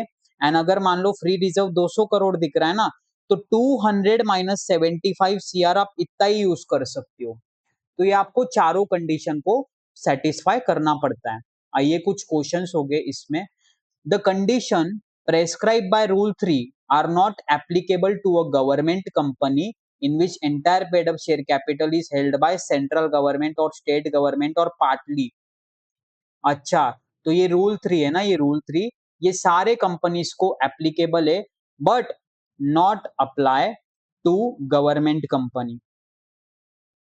ठीक है, ऑब्वियसली अभी गवर्नमेंट जमाई राजा जैसे लॉ के, तो गवर्नमेंट कंपनी कोई रूल एप्लीकेबल नहीं होते। आइए कुछ इलुस्ट्रेशंस देखते इस पे, प्रैक्टिकल इलुस्ट्रेशंस इस पे हम देख लेते हैं ये चार कंडीशंस पे। Capricorn Industries Limited has a paid up capital of 200 lakh and accumulated reserves of 240। तो पेड अप शेयर कैपिटल है 2 करोड़ और रिजर्व्स कितने, रिजर्व से मेरे 2.4 सीआर। पर क्या ये फ्री रिजर्व से क्या, loss for the year ending 31 March 2024 is 30 lakh. तो करंट ईयर का लॉस है बेटा 30 लाख रुपए, right. Dividend was declared at the following rate, तो यहाँ पे इसका एवरेज लेना पड़ेगा 9, 10, 12, तो 22 और 9 होते 31, 31 का डिवाइडेड बाय 3 10.5 लगभग कुछ आता है, ओके 10.33 आता है। तो देखो मैक्सिमम आपका रेट होता है 10.33%। कंडीशन नंबर 2 क्या है, देखो हाँ अज्यूम किया है ये सारे रिजर्व फ्री रिजर्व से, तो आपका 2 करोड़ प्लस 2.4 यानी कि 4.4 सीआर हो गया, इंटू 10% यानी कि 44 लाख ही आप यूज कर सकते हो। पर कंडीशन नंबर 3 क्या है? कंडीशन नंबर 3 ये कि 2 इंटू 15%, यानी कि 2 करोड़ का आपको 15% लेना पड़ेगा। देखो अब कंडीशन, एक एक कंडीशन फॉलो हो रहा है। ये देखो पहला कंडीशन, चलो आंसर इसका लिखा देता हूं। पहला कंडीशन है 10.33% आपका मैक्सिमम रेट हो सकता है। देन सेकेंडरी कंडीशन 2 क्या बोल रहा है? Paid up share capital plus free reserve का 10% ही आपका मैक्सिमम डिक्लेरेशन हो सकता है, तो 44 लैक्स आया ये। अब कंडीशन नंबर 3 क्या है कि इन 44 लैक्स में से मुझे सारे लॉसेस को पहले सेट ऑफ करना पड़ेगा। तो क्या है, मेरा लॉस कितना है? मेरा 30 लाख रुपीज है, तो माइनस 30 लाख रुपीज, तो 30 लाख मैं पहले उड़ा दूंगा, तो 14 लाख अब मेरे पास रॉ है, तो 14 लाख तक मैं कर सकता हूं। अब कंडीशन नंबर 4 कैसे आएगा? देखो कंडीशन नंबर 4, तो यहाँ पे देखो तो देखो पहले अब मेरे को 15% का थ्रेशोल्ड लिमिट लगाना है फ्री रिजर्व पे। तो यहाँ पे कितना आ रहा था रे बेटा? 240 लैक्स आ रहा था, पर इसमें से मैंने लॉस को सेटअप कर दिया, फ्री रिजर्व में से मैंने लॉस को उड़ा दिया, तो ये आया 210 लैक्स। अब 210 लैक्स से, ठीक है, अब यहाँ पे हम क्या बात कर रहे? हम बात कर रहे कि हम 14 लाख डिविडेंड देने वाले, तो इसका आंसर कितना आ रहा है रे? 196। तो ये ज्यादा ही है, 15% से ज्यादा, ठीक है। क्या 7% कहां से आ रहा है? This is more than 15% of the paid up capital. अरे वो क्या है कि देखो 15% का फ्री रिजर्व होना चाहिए आपके पेड अप कैपिटल का, तो आपका पेड अप कैपिटल कितना है रे बेटा? पेड अप कैपिटल आपका 2 करोड़ का है, तो 200 CR इंटू 15% करो ना, सॉरी 200 लाख इंटू 15%, तो ये आता है आपका लगभग 20 और 10, तो 30 लैक्स तक आप डिविडेंड दे सकते थे, पर आप तो 14 ही लाख दे रहे हो, आप ऑलरेडी थ्रेशोल्ड के नीचे हो। पर इन्होंने ये क्या बोला है? दस the company can declare a dividend of 14 lakh. अच्छा, ओके। अरे वो क्या बोल रहा है पता है क्या? हाँ अब देखो 10.33% ये आपका मैक्सिमम रेट है, ठीक है। पर आपके ऊपर कंडीशन 2 लग रही, 3 लग रही, तो ऐसे कंक्लूजन निकला कि आप 40 लैक्स दे पा रहे हो, पर 40 लाख रुपीस आप दे रहे हो इक्विटी शेयर होल्डर को जो है आपके 200 लैक्स, ठीक है। तो ये आएगा आपका 7%। तो आई होप ये चीज आपको क्लियर है, ये इंपॉर्टेंट था, ये मिस आउट हो गया था मेरे से। नेक्स्ट क्वेश्चन देखते। Shipra sugar mills limited has been regularly declaring dividend at the rate of 20%, तो एवरेज आ जाएगा इसका 20%। However the company has not made adequate profit है, तो आपका एक लॉस वाला कंडीशन उड़ जाएगा, but it has got adequate free reserve which can be utilized for maintaining at the rate of the dividend at 20%. Advise the company as how it should be proceed in the matter। अरे सोपा है। अरे पर इन्होंने कुछ information ही नहीं दिया है। अरे तो उन्होंने थियरी क्वेश्चन बना दिया, तो ठीक है ये वाला अपना हो गया है। आइए फिर हम बात करते हैं अभी, हम यहाँ पे थे, रूल्स 4 कंडीशन में थे ना। हाँ तो यहाँ पे था मैं, तो यहाँ पे अभी अपन फोर्थ पे आ रहे। सेक्शन 123 चल रहा है ये बेटा अब तक, काफी बड़ा सेक्शन है। क्या बात कर रहा है ये? Deposit of amount of dividend.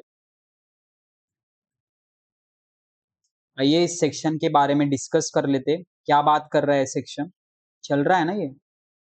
हाँ, तो ये सेक्शन बात कर रहा है in terms of section 123 sub section 4 amount of dividend.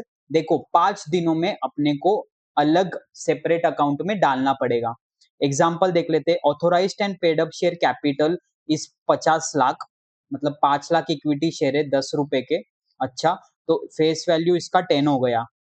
AGM में बोला कि हम 2 रुपए देंगे पर शेयर, ठीक है, मतलब डायरेक्ट इन्होंने रेट नहीं, पर्सन नहीं दिया, अमाउंट ही दे दिया। तो 5 लाख इंटू 2, 10 लाख रुपए डालना पड़ेगा आपको। टाइम पास था।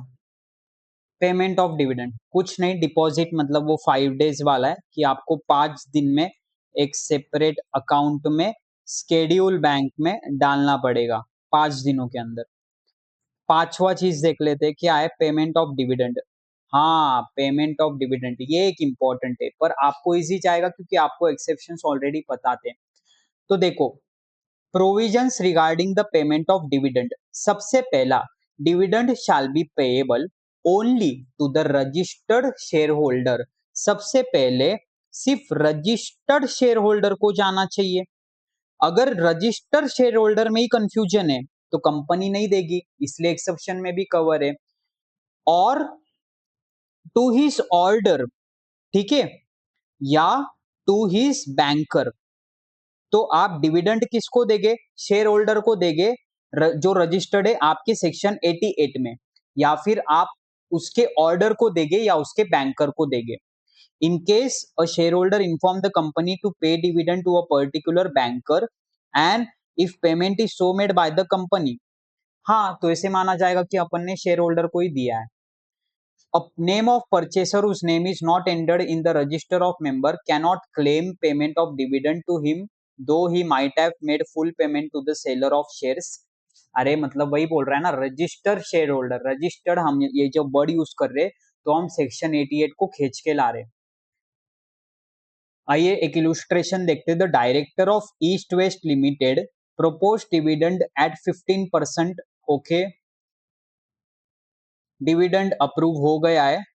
बिनॉय शेयर होल्डर है 2000 इक्विटी शेयर्स का।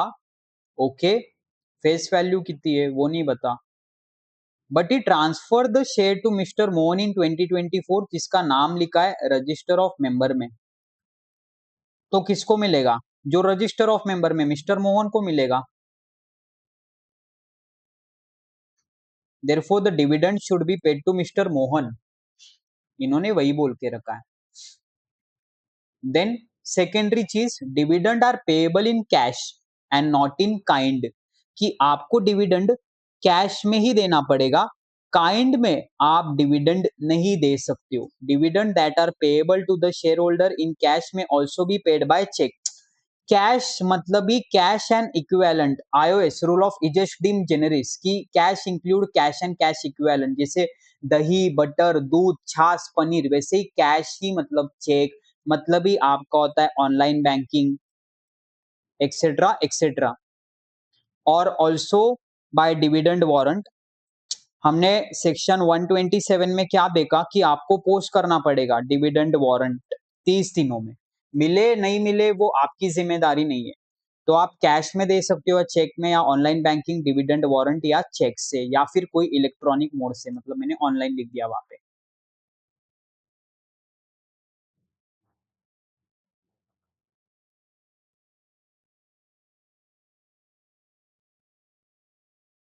ओके, ये काइंड मतलब वो क्या बोल रहे हैं कि देखो, काइंड मतलब आप बोनस शेयर नहीं दे सकते हो, बोनस शेयर्स नहीं आता है, इसलिए इन्होंने बोला है कि अगर डिविडेंड डिक्लेयर किया है तो उसके बदले बोनस शेयर मत दो, उसके बदले आपको कैश ही देना पड़ेगा। हाँ, अब निधि को क्या ये एप्लीकेबल है क्या, तो निधि कंपनीज अलग कंपनीज होती है। इन टर्म्स ऑफ नोटिफिकेशन, अब मैंने आपको क्या बोला पहले कि आप लॉ जब पढ़ते हो ना तो आप एक्ट भी पढ़ रहे हो, रूल्स भी पढ़ रहे हो, सेक्शन सब सेक्शन, रूल्स सब रूल, नोटिफिकेशन सर्कुलर सब कुछ पढ़ रहे हो। ये देखो मैंने यहाँ पे आपको एक लिख के दिया है, ये ऊपर इन द एयर। तो नोटिफिकेशन, तो आप कुछ एक नोटिफिकेशन आया है हमको वो भी देखना पड़ेगा, क्या नोटिफिकेशन है। नोटिफिकेशन है बेटा related to Nidhi company. This subsection shall apply to nidhis subject to the modification that any dividend payable in cash may be paid by crediting the same to the account of the member if the dividend is not claimed within 30 days from the date of declaration of the dividend। हे भगवान, अरे यार क्या बकवास है, वो क्या बोल रहा है कि ये वाला सबसेक्शन है ना, ये सबसेक्शन 5 क्या था आपका, सबसेक्शन 5 था आपका, ये तो 127 में अपन ने बोला है कि 30 दिनों तक पोस्ट हो जाना चाहिए, पर ये जो आपका सेक्शन 123 सबसेक्शन 5 है वो क्या बोल रहा है कि अगर निधि कंपनी है और डिविडेंड कैश में पेएबल है वो आप डायरेक्टली अकाउंट में भी डाल सकते हो। ये पागल है क्या? इन्होंने क्लैरिफिकेशन क्यों दिया? जब हम कैश की बात करते हैं मतलब ही उसमें चेक आ रहा है, ऑनलाइन बैंकिंग मतलब इलेक्ट्रॉनिक मोड आ रहा है। तो अगर आपने मेंबर के अकाउंट में डायरेक्टली डाल दिया उस डिविडेंड को तो भी चल जाएगा ना। तो कुछ नहीं यार, मतलब अच्छा, ओके। वो क्या बोल रहा है कि 30 डेज में आपने डिविडेंड क्लेम नहीं किया है तो निधि के केस में अगर मेंबर के अकाउंट में डाल दिया, पर बेटा क्या है ना, कंपनी पे फाइन तब लगती है जब 30 दिनों में आपने उसको पे नहीं किया है। पर अगर कोई बंदे ने क्लेम नहीं किया है तो क्लेम नहीं किया है तो अच्छा ये अलग सेक्शन है। जब क्लेम नहीं करते ना उसको अनपेड डिविडेंड अकाउंट में डाल देते। पर निधि के केस में आप क्या करते हो, निधि के केस में डायरेक्टली क्रेडिट कर देते हो, ये एक डिफरेंस है। 123 सबसेक्शन 5 इन्होंने कहा रेफर किया ऊपर, मेरे से कुछ छूटा क्या? हाँ वही पेमेंट ऑफ डिविडेंड। हाँ, तो पेमेंट ऑफ डिविडेंड में वो यही बोल रहा है। चलो, chart describes the mode of payment and receipt of dividend. Payable in cash से दे सकते हो, चेक से दे सकते हो, वारंट से दे सकते हो, इलेक्ट्रॉनिक मोड से देख सकते हो, काइंड से ना, बोनस शेयर ना। Payable to register share holder जिसका नाम है सेक्शन 88 रजिस्टर ऑफ मेंबर में, या फिर उसके ऑर्डर या फिर उसके बैंकर। एंड निधि क्या है कि कोई भी डिविडेंड जो कैश में पेएबल है वो डायरेक्टली उसके अकाउंट में डाल दो अगर 30 दिन में वो 30 दिन में आपने तो पे किया पर वो नहीं लेके जा रहा है। अब आइए नेक्स्ट बात कर लेते। सिक्स्थ पॉइंट भी है इसमें, काफी बड़ा है यार ये सेक्शन। प्रोहिबिशन, ओ हाँ प्रोहिबिशन। आपको ये पता होना चाहिए, अगर मेरी प्राइवेट कंपनी है एज पर सेक्शन 2 क्लॉज 68 तो मेरे आर्टिकल में होते LRP, that is P is for prohibition. मतलब मैं पब्लिक में पैसा नहीं रेस कर सकता हूँ, मतलब मैं डिविडेंड डिक्लेयर ही नहीं कर सकता हूँ। मैं अगर सेक्शन 8 कंपनी हूँ तो मैं प्रॉफिट ओरिएंटेड नहीं हूँ, तो मैं अपने प्रॉफिट को डिस्ट्रीब्यूट नहीं कर सकता हूँ, तो यहाँ पे डिविडेंड देना डिक्लेयर ही करना प्रोहिबिटेड है डायरेक्टली।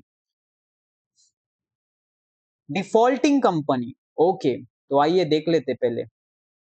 तो सबसे पहला आ रहा है मेरा defaulting company, a company which fail to comply with the prohibition of section 23 से ओ ओके। अगर मैं सेक्शन 73 से लेके सेक्शन 74 को फॉलो नहीं कर रहा हूं, that is what repayment of deposit, मतलब बाहर वालों से पैसा उठाया और उसका पेमेंट नहीं किया तो मैं डिविडेंड कैसे दे रहा हूं? तो यहाँ पे ये डिफॉल्टिंग कंपनी है। सेकंड, कौन सी कंपनी और प्रोहिबिटेड है? Section 8 company, okay. Private company है, ओके प्राइवेट कंपनी भी है ना।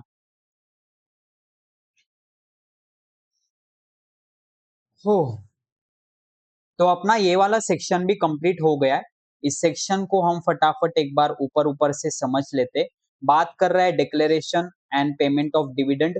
इसमें 6 अलग अलग सब सेक्शन से, 1 2 3 4 एंड 5, ठीक है। मुझे देखना पड़ेगा 123(1) किसके बारे में बात कर रहा है। 123(1) पूरा रिकॉल ही करेंगे सेक्शन। तो यहाँ पे मैंने बहुत बड़ी बड़ी हैंडराइटिंग यूज की है तो इसलिए मैं मॉड्यूल ही यूज करूंगा। 123(1) बात कर रहा है, बहुत बड़ा सेक्शन है, देखो ना ये काफी बड़ा सेक्शन है। सोर्सेस है, हाँ 123(1) में मेरे सोर्सेस है। तो भाई कहाँ से दे सकता हूं मैं? सबसे पहले करंट ईयर के प्रॉफिट में से, ओके, या फिर प्रीवियस ईयर के प्रॉफिट में से। ए पर मुझे डेप्रिसिएशन हटाना पड़ेगा ना, तो डेप्रिसिएशन माइनस करना पड़ेगा उसमें से। अगर कोई मैंने फ्री रिजर्व्स रखे तो उसमें से भी मैं दे सकता हूँ। देन नेक्स्ट क्या चीज थी भाया? ओ हाँ, या फिर अगर कोई गवर्नमेंट ने पैसा दिया है as a guarantee for that तो उसमें से भी मैं दे सकता हूँ। नेक्स्ट क्या चीज थी मेरी? हाँ रिजर्व्स, ट्रांसफर टू रिजर्व्स। क्या मैं रिजर्व्स को ट्रांसफर कर सकता हूँ क्या? यस। क्या मैं चाहूँ तो मैं नहीं भी कर सकता हूँ क्या? हाँ, आपके डिस्क्रिशन पे। क्या ये कंपल्सरी है या ये ऑप्शनल है? तो बेटा ये ऑप्शनल है, लॉ कुछ कंपल्शन आप पे इस पे नहीं रखता है। देन थर्ड चीज हमने देखी थी, थर्ड चीज क्या थी? थर्ड चीज, हाँ, तो यहाँ पे ये वाला इंपॉर्टेंट है, प्रॉफिट आपका इनएडिक्वेट है या फिर प्रॉफिट ही नहीं है मतलब लॉस है। तो आप क्या कर सकते हो? यस, आप कर सकते हो, आपको लग जाएगा रूल 3। रूल 3 किसको अप्लाई नहीं होता है? रूल 3 गवर्नमेंट कंपनीज को अप्लाई नहीं होता है। रूल 3 के 4 कंडीशन है, कंडीशन 1, 2, 3, 4। हे तो क्या क्या कंडीशन है इसके? सबसे पहले आपका रेट, आपका rate shall not exceed average of previous 3 financial year का रेट, ठीक है। Secondary, paid up share capital plus free reserves का 10% ही मैं मैक्सिमम यूज कर सकता हूं। तो ये आ रहा है मान लो एग्जांपल 20 लाख रुपए, पर इस 20 लाख रुपए में से मुझे फाइनेंशियल ईयर प्रीवियस का लॉस हटाना पड़ेगा या करंट का। तो मान लो ये 2 लाख रुपए, 2 लाख रुपए तो 18 लाख रुपए हो जाएगा, राइट। अब यहाँ पे मुझे ये समझता है कि 15% तो पैसा रिजर्व में होना ही चाहिए। तो मान लो यहाँ पे रिजर्व था मान लो 20 लाख है, तो 20 लाख अपॉन 10% यानी कि 2 करोड़। अब यहाँ पे 1 CR का 15% होना चाहिए मेरे फ्री, 15% मतलब 15 लाख होना चाहिए मेरा किसमें? फ्री रिजर्व में। तो मैं फ्री रिजर्व कितना यूज कर सकता हूँ रे? 85 लैक्स और यूज कर सकता हूँ। मतलब ऑलरेडी ये 15, 85 के तो नीचे ही 18 लाख। अब मेरा रेट कितना हो जाएगा? पर यहाँ पे 100 लाख है मेरा, what we say paid up share capital, and 18 lakh दे रहा हूँ, तो ये आएगा 18%। ठीक है। अरे एक्चुअली ना मेरे इसमें वो फिगर्स मिसमैच हो रहे हैं, मैंने वाई ओरली एग्जांपल लिया। पर 4 कंडीशन क्या है अगर मैं आपको रिकॉल करा दूं, तो रिकॉल कराने के लिए देखो आपको सबसे पहला कंडीशन क्या है कि मैंने, अरे यहाँ पे मैंने ना एग्जांपल काफी अलग लिया ना, कुछ भी फिगर डाले मैंने वहां पे, इसलिए मेरा वो रेट एक्सीड कर गया।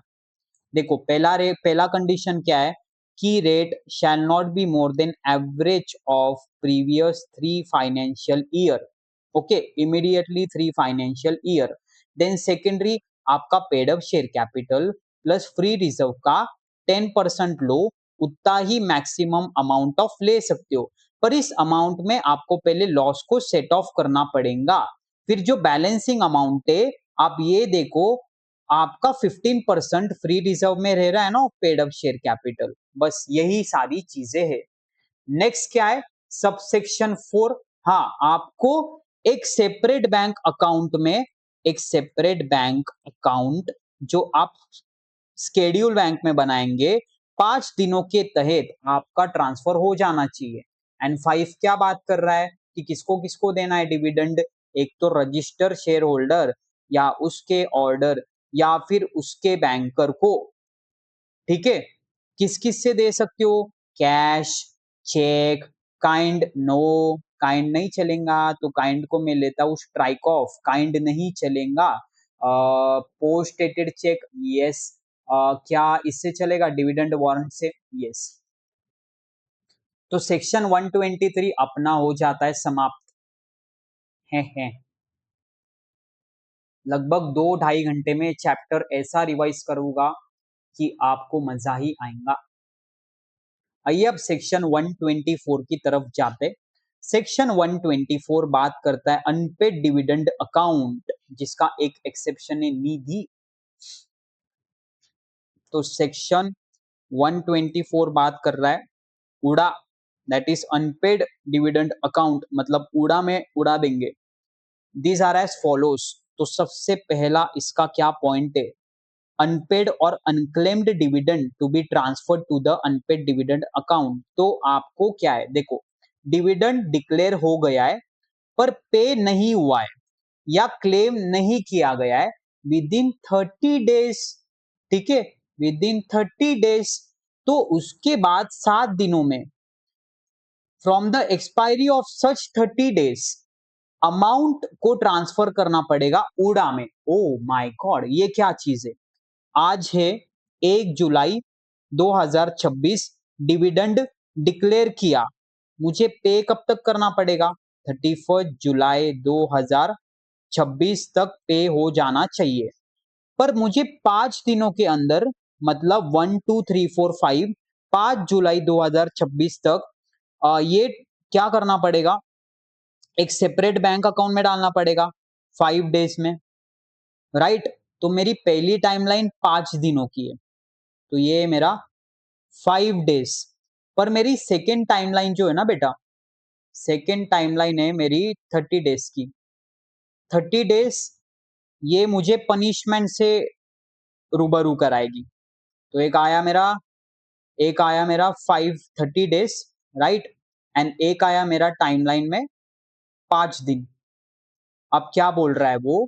अब ये 30 दिन खत्म हो गए, अब यहां से तुमको फाइन लगना चालू हो जाती है।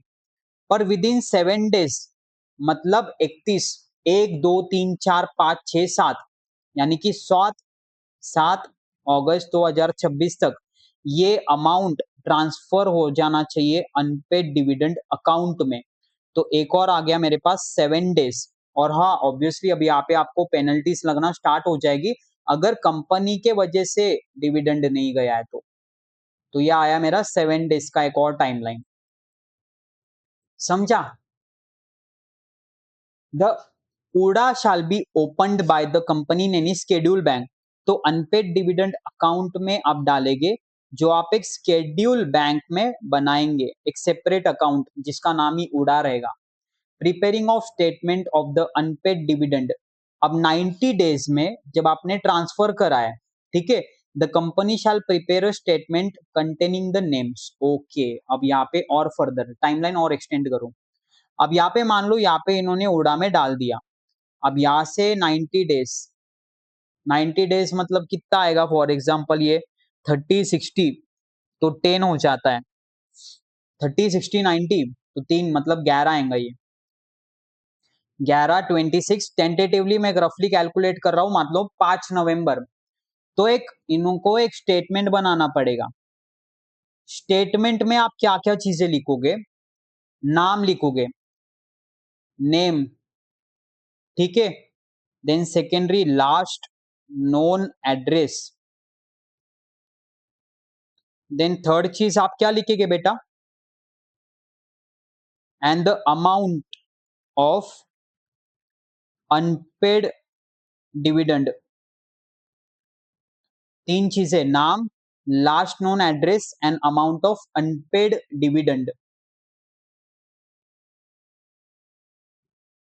और ये स्टेटमेंट कंपनी को अपने वेबसाइट पे डालना पड़ेगा। पर ये इसका टाइम लिमिट क्या है? आपको डालना पड़ेगा विद इन 90 डेज। तो 90 डेज तक आप डाल सकते हो। तो आपके पास एक और टाइमलाइन आ गई यहाँ पे 90 डेज की। तो ये मेरी 90 डेज की एक टाइमलाइन, 90 दिनों तक मुझे स्टेटमेंट बनाना पड़ेगा। पेमेंट ऑफ इंटरेस्ट, तो ये पहला चीज हो गया। एक्चुअली मैंने पहला और दूसरा दोनों क्लब कर दिए ना बेटा, तो मैंने पहली एंड दूसरी चीज दोनों क्लब कर दी। सेकेंडरी क्या चीज है? Payment of interest is if default is made in transferring the amount. अगर कोई डिफॉल्ट हुआ है कंपनी की तरफ से, एक तो पूरा या फिर partly, the company shall pay from the date of such default interest at the rate of 12% per annum. हाँ, मतलब देखो आपको, देखो यहाँ पे एक मैं पहले लिख देता हूं। पहला क्या बोल रहा है आपको? कि आपको ट्रांसफर करना पड़ेगा विद इन 7 डेज, ठीक है। सेकेंड वाला क्या बोल रहा है? विद इन 90 डेज, ठीक है। Prepare statement. स्टेटमेंट में आप क्या क्या लिखेंगे बेटा? नाम लिखेंगे शेयर होल्डर का, उसका लास्ट नोन एड्रेस रिसेंट में जो आपको पता है, एंड थर्ड अमाउंट कितना है, और वो प्लेस कर देंगे आप वेबसाइट पे। पर अब ये क्या बोल रहा है कि आपने उड़ा में ट्रांसफर नहीं करा है। ओके, तो उड़ा में पैसा ट्रांसफर नहीं किया है, एक तो पूरा नहीं किया है या पार्टली नहीं किया है, मतलब आधा किया है आधा नहीं किया है, तो आपको देना पड़ेगा 12% इंटरेस्ट। 12% पर एनम है क्या ये? नो, हाँ पर एनम है, on the amount not so transfer obviously, and the interest, हाँ ऑब्वियसली यार, फिर ऑब्वियसली सी बात है ना, ये पूरा देखो यार, ये क्या बोल रहा है, बकवास चीजें बोल रहा है वो। 100 रुपए एक शेयर होल्डर को देने थे, इन्होंने ट्रांसफर उड़ा में नहीं किया, तो अब 12% देना पड़ेगा। मान लो पूरे साल तक की आउटस्टैंडिंग रहा तो 112 मिलेगा शेयर होल्डर को। बकवास चीजें लिखते। क्लेमन टू अप्लाई, फोर्थ चीज क्या है, क्लेमंट है ना, उसको अप्लाई करना पड़ेगा। काय के लिए अप्लाई करना पड़ेगा, any person claiming to be entitled to any money transfer to the unpaid dividend account में अप्लाई टू द कंपनी। मतलब जिसका है ना वो शेयर, उसको अप्लाई करना पड़ेगा। वो वेबसाइट पे गया, उसने देखा अरे मैंने क्लेम ही नहीं करा है, तो वो क्लेम कर सकता है। पर यहाँ पे एक और कैच है, मान लो अगर उड़ा में है, ठीक है, एंड 7 सालों तक क्लेम नहीं किया है, जैसे अक्षय कुमार, तो उसका सारा पैसा dividend plus shares will be transferred to IEPF, that is Investment Education Protection Fund. Any money transferred to the unpaid dividend account which remain unpaid या unclaimed for 7 years from the date of such transfer shall be transferred by the company along with the interest accrued thereon to IEPF. The company shall send a prescribed statement containing the detail to such transfer to IEPF authority. तो यार देखो, आईईपीएफ में transfer कर रहे हो ना, तो company ने आईईपीएफ की जो भी अथॉरिटी होगी, ये एक्चुअली गवर्नमेंट होते हैं साले, तो ये इन सालों को क्या देना पड़ेगा, एक प्रेस्क्राइब स्टेटमेंट, एंड ये बदले में क्या देंगे, रिसिप्ट, कि हाँ तुमसे ये चीज हमको मिली है। फॉर्मेलिटी है बेसिकली। ओके, वही मैंने 21 में कवर किया कि शेयर्स भी ट्रांसफर हो जाएंगे। पर यहाँ पे कॉन्जिक्यूटिव ईयर्स लिखा है, हाँ ये मैंने गलती की क्या, 7 ईयर्स, पर बेटा यहाँ पे कॉन्जिक्यूटिव लिया, कॉन्जिक्यूटिवली मतलब लगातार, one shot at a streak.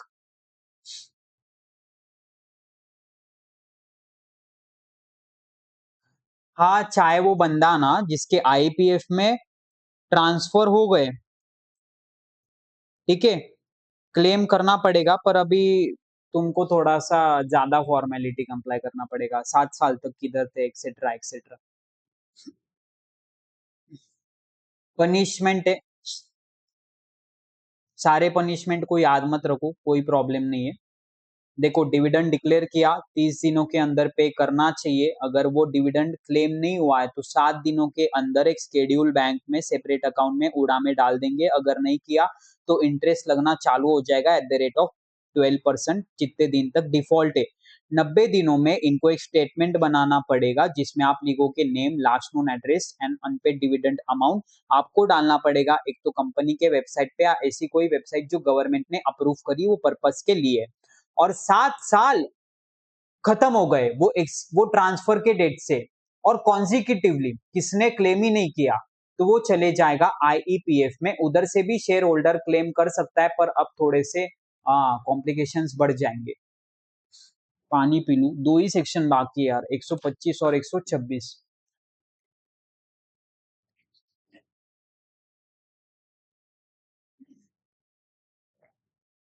Okay guys, I hope you guys are doing great. दो ही सेक्शन है, एक तो 125 और 126। तो सेक्शन 124 को मैं रिवाइज करा देता हूँ। टाइमलाइन है देखो, 30 डेज में डिक्लेयर किया, ठीक है, फिर 7 डेज में कहा जाएगा आपका, 7 डेज में जाएगा उड़ा में। अगर उड़ा में नहीं गया तो 12% का पर एनम का डिफॉल्टिंग डेट तक क्या चालू हो जाएगा, पेनल्टी चालू हो जाएगा। यहाँ पे जब आप ट्रांसफर करेंगे तो अभी यहाँ पे 7 सालों तक रह गए, 7 ईयर्स तक। तो यहाँ से 90 डेज में इनको स्टेटमेंट बनाना पड़ेगा, ठीक है, स्टेटमेंट बनाना पड़ेगा। स्टेटमेंट में आप लिखेंगे name, okay, last known address and amount. और यहाँ पे मान लो 7 साल तक क्लेम ही नहीं हुआ तो क्या, कुछ नहीं, इसको आईपीएफ में डाल देंगे, शेयर्स भी डाल देंगे, ये शेयर डिविडेंड दोनों डाल देंगे। आई होप ये चीज आपको क्लियर है। हाँ, आइए नेक्स्ट सेक्शन की तरफ। अब मैं पहले 126 कवर कराना चाहता हूँ।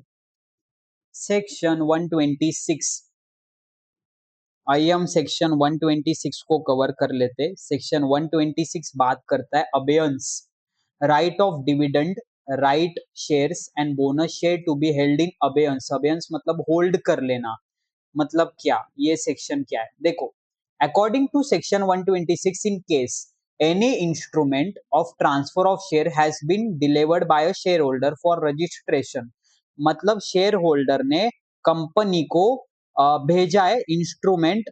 अरे एक्चुअली आप जब शेयर शेयर का एंटाइटलमेंट चेंज करते हो ना, तो आपको फॉर्मेलिटी करना पड़ता है। And transfer of such share has not been registered, basically registration आपका नहीं हुआ है, क्योंकि रजिस्टर शेयर होल्डर को मिलता है ना। देखो डिविडेंड किसको मिलता है, रजिस्टर शेयर होल्डर को। तो रजिस्ट्रेशन में यहाँ पे दिक्कत हो गई, इतना समझो आप। कंपनी ने क्या क्या करना चाहिए, तो ऐसे केस में transfer the dividend in relation to such share to unpaid dividend account unless it is authorised by the register holder of such share in writing. मतलब क्या है, अभी डिस्प्यूट है ना कि डिविडेंड किसको दे, तो उड़ा में उड़ा दो, अनक्लेम डिविडेंड अकाउंट या unpaid dividend account. and keep in abeyance in relation to such share any offer or right or bonus। और इस शेयर पे अगर कोई बोनस आ रहा है, ठीक है, या कोई राइट शेयर इश्यू हो रहे, तो वो होल्ड करो, क्योंकि आपको ओनर का अब तक पता ही नहीं है। तो वही वो चीज बताई है इन्होंने। इसी के साथ ये चैप्टर अपना समाप्त है, एक्सेप्ट फॉर सेक्शन 125। तो सेक्शन 125 करते, that is IEPF, investor education protection fund.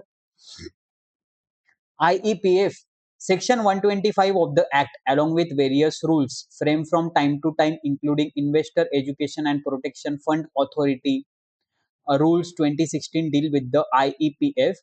This fund being established by the central government, तो ये बेटा मोदी जी का है, सेंट्रल गवर्नमेंट का ये फंड होता है। Shall be credited with specified amount and utilise for refund of unclaim and unpaid amounts. अब यहाँ पे इसमें क्यों डाला है, क्योंकि उड़ा के पैसे 7 सालों बाद शेयर्स के साथ आप IEPF में डालते हो। तो सबसे पहला, credit of specified amount to the fund. तो देखो इस फंड में पैसा कहाँ से आएगा, तो सबसे पहला अमाउंट कहाँ से आएगा, तो सबसे पहले सेंट्रल गवर्नमेंट ने कोई अमाउंट दी है, या फिर डोनेशन दे रखा है सेंट्रल गवर्नमेंट ने, ओके, या फिर अनपेड डिविडेंड अकाउंट का पैसा इसमें जाएगा, या फिर amount in the general revenue account, या फिर अगर मान लो जनरल रेवेन्यू अकाउंट का पैसा इसमें जाएगा, देन IEPF का पैसा ही इसमें जाएगा, एंड इनकम फ्रॉम इन्वेस्टमेंट। और हाँ, अगर इन पैसों में से कोई इन्वेस्टमेंट किया है और उसका इनकम है, तो उसका पैसा भी IEPF में जाता है। अब सेकेंड चीज क्या है, इतना इंपॉर्टेंट नहीं है ये वाला जो चीज हमने देखा।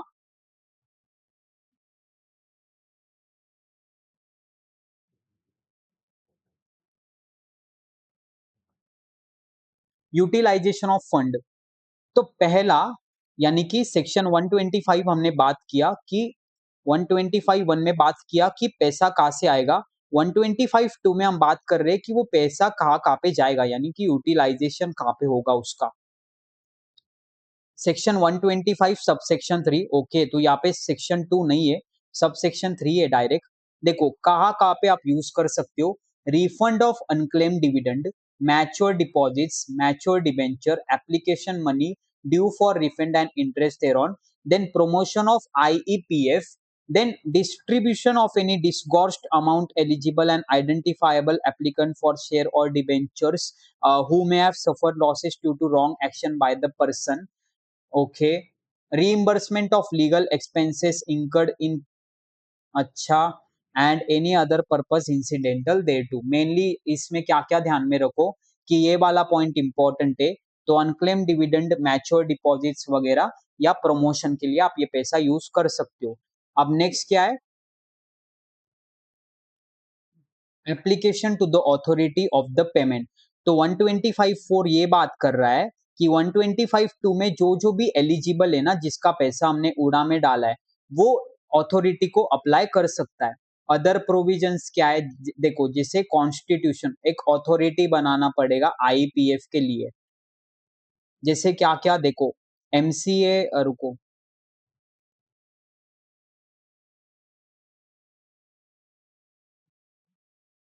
ये देखो यहाँ पे the secretary ministry of corporate affairs shall be the ex officio chairperson of the authority.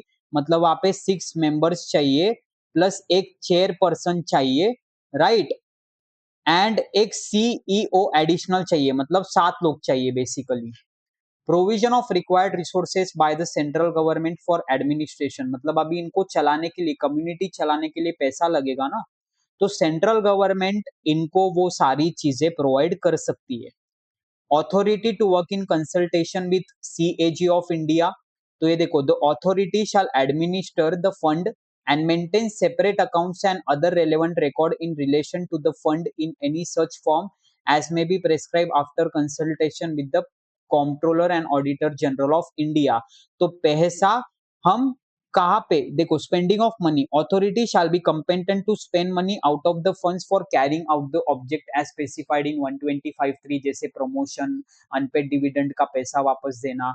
Audit भी करवाना पड़ेगा, अगर गवर्नमेंट ऑडिट है तो आपको सी&एजी से ही करवाना पड़ता है, आपको ये पता होना चाहिए।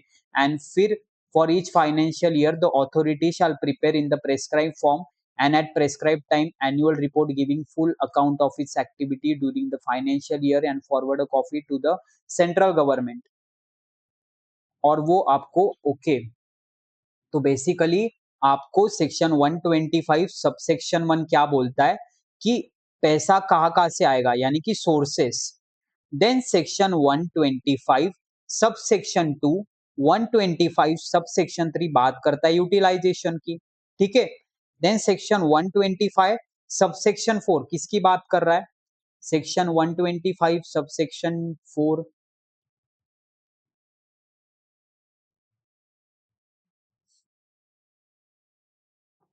125 सबसेक्शन 4।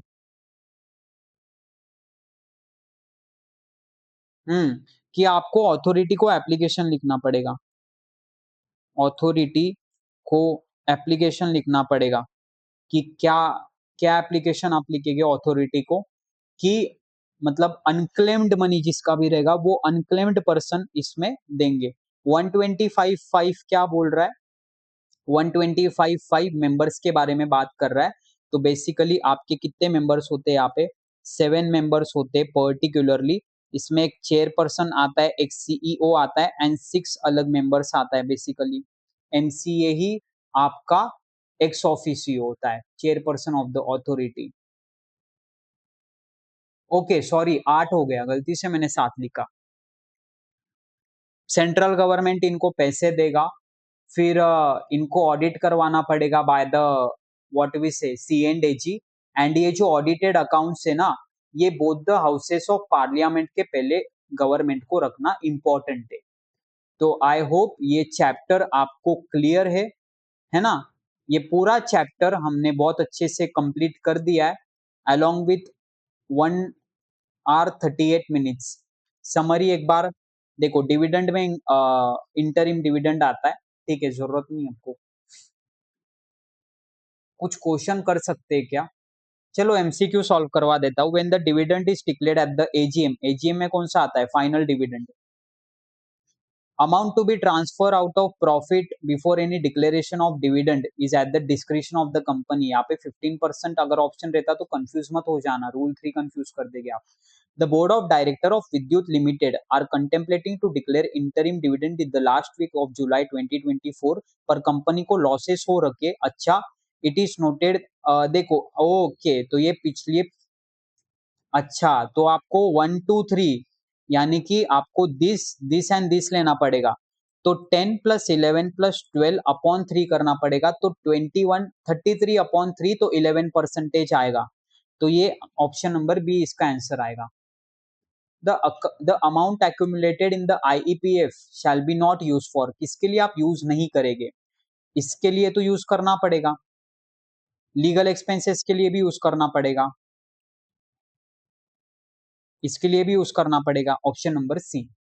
4 का सी है क्या? अपन ने पढ़ा था ये, इसलिए रिकॉल है। राइट, ऑप्शन नंबर सी है इसका आंसर। वाओ, आईसीआई ने मॉड्यूल इंप्रूव कर दिए। पहले ना ये सिर्फ एबीसीडी देते थे, अब इन्होंने ऑप्शन भी लिख दिया। In case a company failed to declare, sorry, in case if a company failed to pay declared dividends और fail to pay post dividend warrant within 30 दिन, मतलब पनिशमेंट के सेक्शन रिलेटेड होगा। सिंपल इंटरेस्ट कितना है रे? 18, 18 है। 12 का पे? 12 उड़ा के केस में। बेटा कंफ्यूज मत हो जाना गलती से भी।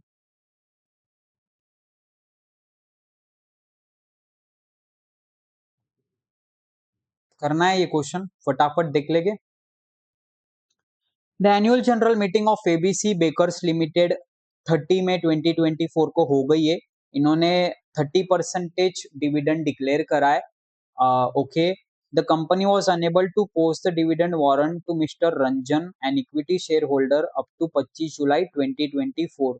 तो आइडियली हो जाना चाहिए था, नहीं हुआ है। रंजन ने स्यू किया है कंपनी को along with the interest of 20% per annum। नहीं, ये तो गलत है, यहाँ पे 18% तक ही इसको मिल सकता है। Decide, yes he would succeed, पर उसको डायरेक्टर की लायबिलिटी भी पूछा है, तो डायरेक्टर को हम 2 साल तक पेलेंगे जेल में, 2 साल तक पेल सकते, सॉरी।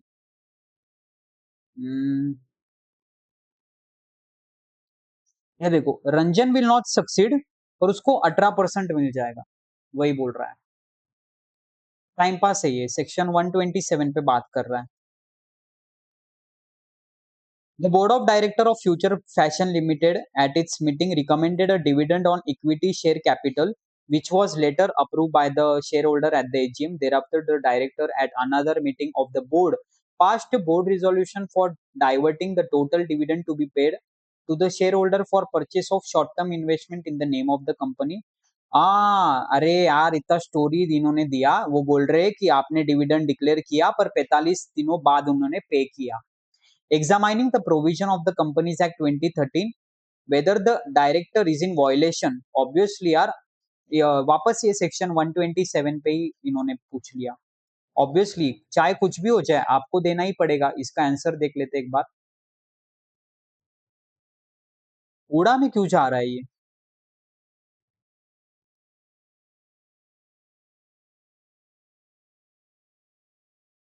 हाँ, वॉयलेटेड, वॉयलेशन पे ही पूछा है ना। इन्होंने ये कहा पूछा कि क्या करना चाहिए कंपनी ने, ये तो इन्होंने इम्प्लाइडली लिख लिया। अरे